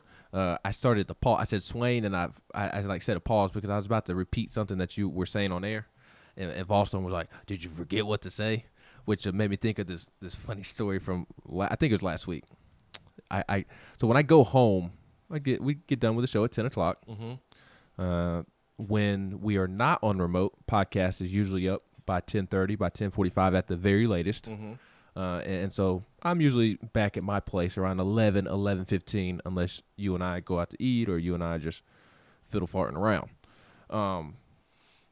And when I get home, you do more of the second. I do the fiddle. You do the other part. What game have you been playing in between breaks while I'm over here working? It's a game on iPhone. It's called Dig It. Dig It. Nice. I dig it. See what I did there? But when I get home, I feed my dog. Mm-hmm. And I make my dog sit while I put his food into the bowl. Okay. and then I make him sit and wait for me to go put his food back. I keep it on top of the refrigerator, and while I am putting it back on top of the refrigerator, he is sitting, being a good puppy, waiting for me to give him the okay to eat his food, to go eat. Okay. And so what I do is I kind of I lean over and kind of look at him, and I give him like a 5 to 7 second pause, and so that he hears me say, okay. And that's kind of his keyword, okay. So last week, I was leaning in, getting ready to tell him, okay, so that he could go eat. And instead of saying, okay, I said, Swain event. Golly, man. What do you do? He look at you, what? he did turn his head sideways. You know how dogs turn their head sideways when they hear a weird noise? Yeah. That's what he did. He just looked at me like I was crazy. I said, Swain event. So you have Swain event PTSD? Is that what you're trying to say? Because that day, we had a ton of phone callers. I used to work at a sporting goods store here in town, a very popular sporting goods store. I worked in the footwear department, and I would always have to take phone calls on usually moms calling and saying, do you have this size basketball shoe? Do you have this size football cleat? What about this size baseball cleat? Or just any person calling in about a shoe size for any type of shoe.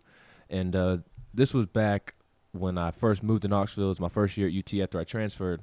And this was when I was like truly an intern for you and Stokes. Mm-hmm. And I would go to work, and because I'm answering the phone all day saying Swain event, I would answer the phone at the popular sporting goods store saying Swain event. Wow. You might need a couple days off, Ben. That's what it sounds like you're asking for. I need another honeymoon. Man,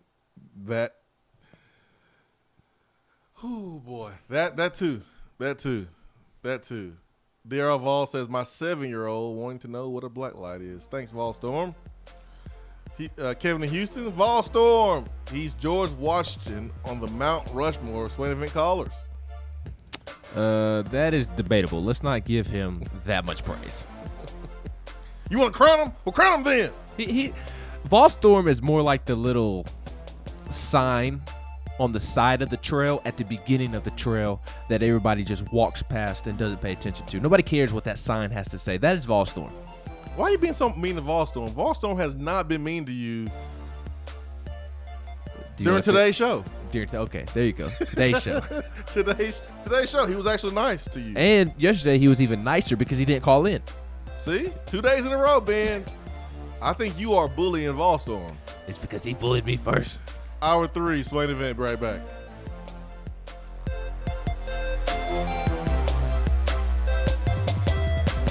Hour 3 of the Swain event is brought to you by the Low T Center and lowtcenter.com. Do you know your numbers? Feel like you again. Let us help. When you see the happy face on our truck, you'll be smiling because you'll know that you're in love.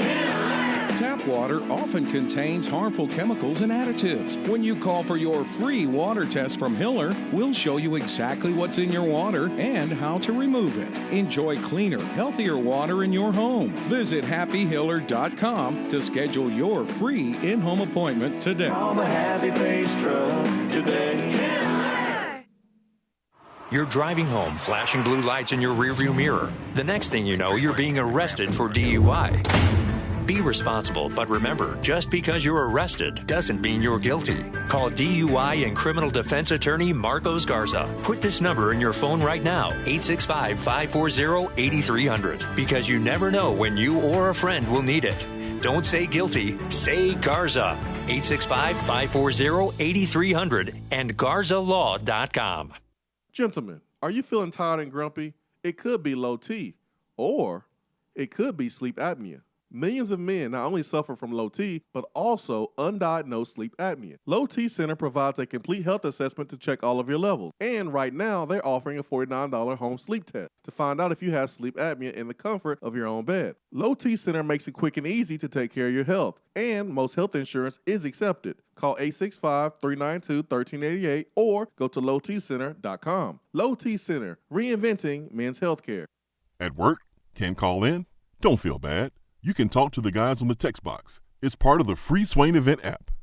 Hey, Mr. Max, you heard the lowdown? Nah, homie, give me the word on what's going on. Tell them what it is, Big Will. Mac, now the lowdown is no money down, only Franklin Motors in Alcoa. No money down at the new Old Ben Franklin Motors in Alcoa. Not $1,000 down, not $100 down, not even a nickel down. Low down, no down. Only at the new Old Ben Franklin Motors in Alcoa. 2 minutes from the airport. So fly on down to the new Old Ben Franklin Motors next to Walmart. Home of the original low down, no down payment. That is, why would you buy from anywhere else when you know we gonna get you done? Good credit, bad credit, slow credit, we will get you approved. So come on down to 911 Louisville Road, the new Old Ben Franklin Motors next to Walmart, or call 865-980-8216. Turn down for what? Today looks to be sunny with a high of 63 and a low of 42. There will be more sunshine tomorrow with a high near 69 and a low around 45. Saturday, there is a 20% chance of rain with a high in the low 70s. Weather on the Swain event is brought to you by Be Dry. If your basement is wet or cracked, Be Dry can help. BeDry.com. Do you have sloping or uneven floors, foundation cracks, or a leaning chimney? Do your windows and doors not open properly, or are there gaps where the floor and walls meet? Don't worry, B-Dry offers approved foundation repair solutions like steel I-beams, helical piering, epoxy injections, carbon fiber applications, and more. Make sure that your home is on stable ground with B-Dry. Call them at 865-588-0454 or find them online at bdry.com. At work? Can't call in? Don't feel bad. You can talk to the guys on the text box. It's part of the free Swain Event app.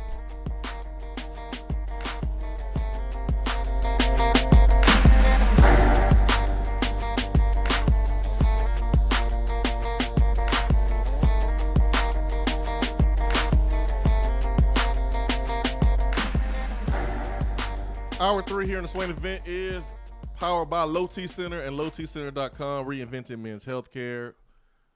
$49 sleep study test. See if you have sleep apnea. That is available this month. lowtcenter.com. Right now, it's time for our injury report. Who's going to play, who's not going to play, who's going to be available, who's not going to be available for Tennessee. Our injury report is brought to you by In Touch Massage Knoxville. InTouchMassageKnoxville.com is a website where their therapists are trained to work with clients with different medical conditions. These medical conditions include cancer patients, high-risk pregnancy patients, neurological patients being treated for MS, Parkinson's, ALS, or fibromyalgia. They have worked with Tennessee teams for years and years and years. They are located 601 South Concord Street, Suite 100. Their telephone number is 865-236-1425. InTouchMassageKnoxville.com is the website. In Touch Massage. Ben, who's on the injury report today? A couple of guys. I'm sure Jeremy Pruitt is tired of answering questions. Wednesdays are his most the day that he spends the most time talking. He has so many media responsibilities. On Wednesday, he talks on the SEC teleconference. He talks following practice, and he talks at vol calls. And as you can imagine, when the quarterback at the University of Tennessee, the presumed starting quarterback at the University of Tennessee, is banged up, you can imagine that everywhere Jeremy Pruitt goes, he is going to be asked about it. So during the SEC teleconference on Brian Maurer's injury status, Pruitt said that he's went kind of through the protocol here, and he's taken some reps in practice, but it will be a game-time decision. But he can take some reps as we move through the week, and that's what we've done. And then, of course, following practice, he was asked again about the status of Brian Maurer, and it was essentially the same answer. It'll still be a game-time decision. It's easy to take reps because they have a concussion protocol where they kind of get them in, adjust them back into the practice schedule. You don't hit the quarterback in practice, so he's taking reps this week. And then he also updated the status of Latrell Bumpus, who was dinged up in the Mississippi State game, and he has been working on the sideline with the strength and conditioning staff this week on the bicycle. Cornerback Warren Burrell and offensive lineman Jameer Johnson. Pruitt said that Warren Burrell is a guy that sometimes with those ankle injuries, it kind of lingers, and it doesn't take a lot to kind of aggravate them, but he will be available. So will Jameer. And as far as Bumpus, we'll figure out probably in the next couple of days if he is. So, quick recap, Latrell Bumpus, they do not know yet. Warren Burrell and Jameer Johnson, they will be available.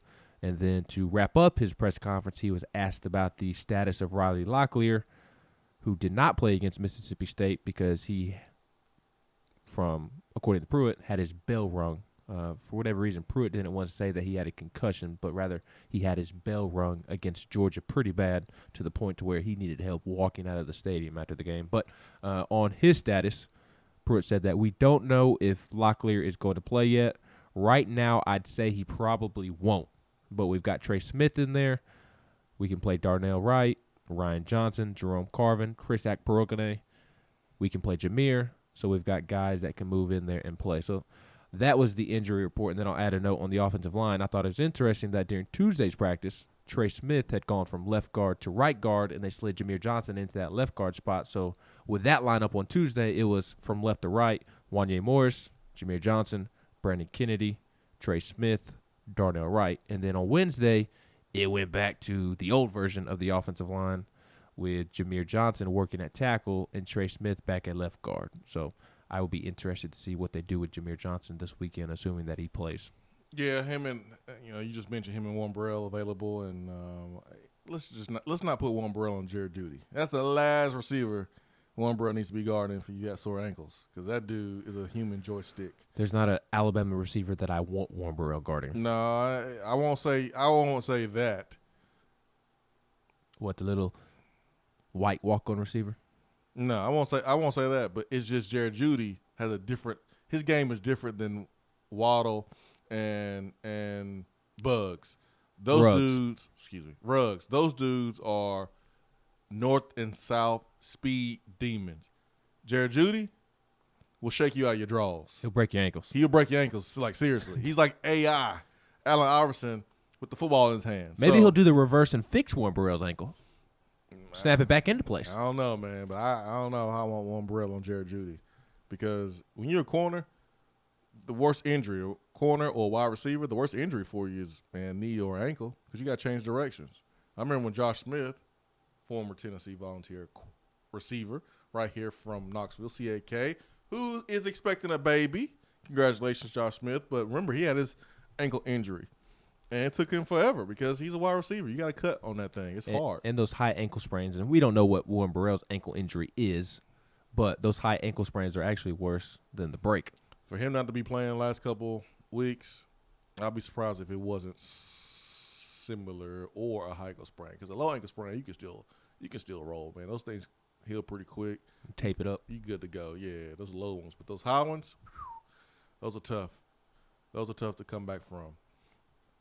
865-255-03. So I reached out to our good friend TJ Moe, who played receiver at Missouri, covers Missouri, and I asked him about their situation with their bowl ban and postseason ban.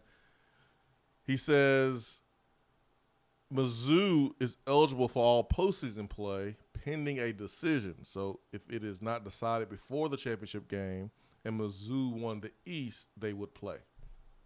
So there you go. Simple as that. There you go. There you go. What's going to stink is if they win the East and then like a day later, the NCAA, hold my beer. Y'all aren't playing. I would, if I was a Missouri fan and that happened, I would raise hell. They got bigger problems. NCAA ain't thinking about Missouri right now. The NCAA is thinking about members of Congress, members of political leaders who have said on record, and Mitt Romney is one, NCAA, we're coming after you. Well, direct quote. That's what they worried about. If I'm the NCAA, Missouri is the last. Y'all can play. Yeah. Remember we said you was banned? Don't worry about it. We'll take that back. We got bigger problems right now. That and the whole NCAA basketball situation with Kansas, and they just got Josh Pastner down at Georgia Tech, which I want to know if Georgia Tech is taking Wendell Carter Jr., your Chicago Bull, if Wendell Carter is going to the finest dancing places in Atlanta and Georgia Tech is willing to offer him a good amount of money because, Atlanta is known for their parties, these dance parties. They're some of the best dancing buildings in the world. How would you know, Ben? Huh? Just from stories you've told me. Between that and the money, Onyx, I want to know, what did Duke do to get Wendell Carter? And then you've also had college coaches, I believe the assistant coach at Clemson, admit to what they're trying to offer Zion. Yeah, Zion just went to Duke for free. Wendell Carter went to Duke for free. When these other schools are getting busted for trying to pay them to come to school. Couldn't it be me? Couldn't it be Rick Barnes? Rick Barnes would never. Mick Romney says, Congress will act on NCAA. Quote, we're coming for you. So I think NCAA is a little distracted. Yeah, a little bit. Vol Hawk says, so Brian Maurer is taking leadership reps. That's right. No, Brian Maurer has been taking legitimate reps in practice. I think some of Pruitt's comments are gamesmanship so that they have to prepare for JG as well, which I think they should prepare for JG as well, they being Alabama. I imagine both quarterbacks will play at some point. But at least in the open portion of practice, when it's routes versus air, it's Maurer taking the first rep, and then JG and Stroud right behind him. My brother just texted me. Let me guess, making fun of my hair. No, not this time. My mustache. No, not your mustache, not your looks. But we did get some questions on the text box for you, asking if you were trying to look like Adam Morrison this year for Halloween. We did get that yesterday after the show. I'm surprised. That's the only comment we've gotten about my mustache this week. Nobody is. Now, when I've gone to press let me tell you what Austin Price walked up and asked me when I walked into the player media availability on Tuesday. You mean guess? It's not for radio. When's your next film? Essentially. I mean, I'm just saying. Just saying, man. You look like you star in a few films, buddy. Space Jam 2. My brother texted me and said, dance parties in Atlanta. That's a nice way to say gentlemen clubs in Atlanta. Yeah. Yeah, dance parties. Yeah, that's what they are. Well, they're dance parties. I didn't want D.R. Vall's son asking him what a gentleman's club was. It's 9:52. What is his son doing? He was on fall break. Remember D.R. Vall called in yesterday and said he slept in? That's right. Oh, yeah. He admitted to being a bum? Yes. That's right. I remember. D.R. Vall, you better watch it. You're going to grow a bum bump here if you don't watch it. That's right. So hopefully D.R. Vall's son doesn't ask D.R. Vall what a gentleman's club is. Rodney says, slow up, Ben. Slow up. What's going on with this mustache? What do you plan? I mean, do you have any plans for this thing? No, I was gonna shave it this morning, but I woke up later than I wanted to. I went and got my hair cut on Sunday. I've told you the story, but the lady asked me, "Do you want me to shape your sideburns?" And I said, "Yes, please shape my sideburns up." Instead of shaping it up, she went up further than I wanted, completely cut off half of my sideburn. And not only did she cut half of the sideburn off further than I wanted, she took half of my beard off as well. She did? To my mid-cheek, my cheekbone.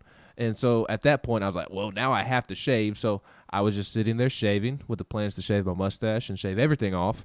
And I got my beard off, and I looked in the mirror, and I said, you know what? I'm going to keep this mustache and irritate my wife for a couple days. And it's worked. Because every time she sees me, she says, when are you going to shave that thing off? You'll learn, Ben. You'll learn. It's that's not a good strategy, man. Not a good strategy. You want your wife to like how you look and be attracted to how you look. Just saying, Ben. It's a joking irritation. JB from Georgia says, Ben looks like Garner Minshew's son. No, my mustache isn't that good. But my mustache would look even more full had I not taken the beard trimmer to my entire face Saturday morning before the Mississippi State game. I got out of the shower. I looked in the mirror and I said, you know what? This is not a journalist-esque beard. It is a little scraggly. Dude. I need to shape it up. So I just took my beard trimmer and trimmed it all the way down. Man. And I trimmed my mustache down. If I had not trimmed my mustache down, I'd have a pretty thick one right now, a thick caterpillar up top. You look like Gardner Minshew's son. I do not look like Gardner Minshew's son. I'm older than he is. Or we're the same age. We'll say brother. But Gardner Minshew doesn't look young, though. He looks old. This is true. He also has a 10 times better mustache than mine because I am older. Oh, his birthday's the same as my sister's. Yeah, but he got the Gardner Minshew going on right there with the mustache. I must admit. If only I could grow his hair out, then we'd really look like twins. Vaughn Birmingham says Ben is a newlywed. He doesn't understand that his wife holds the key. You gonna learn tonight. You gonna learn today. Chip Payne says Magic City with 6 exclamation points. Chip Payne, we know you've been there. All right, we know. We know, man. It's creeping closer to Friday, or it is Turn Up Thursday. So maybe Chip Payne's getting a little excited at work right now. North Alabama Vol says, what's a bigger upset this season, Georgia State over Tennessee or Tennessee over Alabama? According to the FPI or the prediction, wasn't Georgia State like a 2%? I thought they were like a 1% chance, a 1-point-something% chance. I don't really remember the percentages for Georgia State. I would say Tennessee. No, I'd say Georgia State would be the bigger upset because I truly believe that was an anomaly. That was a fluke. Tennessee could play 20 more times and Tennessee would win every single time. Mm-mm. You don't think if Tennessee and Georgia State played 20 straight games, played this a year? 20-week season this year, I think that they would win all 20.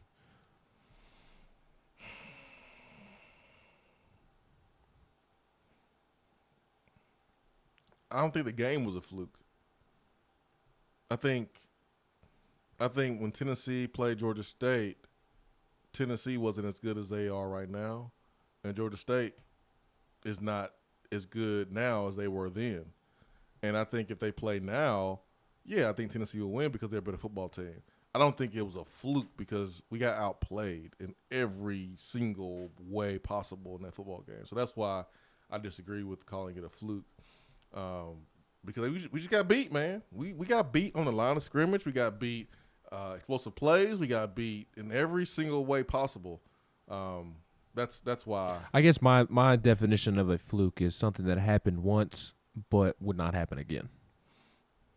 And I don't think that 10, 15, 20 games, however many games you want to play against Georgia State again, I don't think that they would be able to pull off the win. Yeah. Might have different definitions of fluke. All right, Ben, so you going to do something with that mustache today? Are you going to keep it and... You know what? The Yankees have not won since I've had it, so I might have to shave it off. You shave it and the Yankees can win tonight. Maybe. What if I shave it and they don't win? Dude, that means the Yankees suck. Ain't nothing to do with your mustache. As simple as that, man. How dare you? Simple as that. Tomorrow, Friday, 7 a.m., we'll be back. Swain Events fueled by Daddy and Barbecue, top 100 barbecue restaurant in America. For Ben McKee, I am Jason Swain. Hope you have a wonderful day, a blessed day. Peace and love. We are out.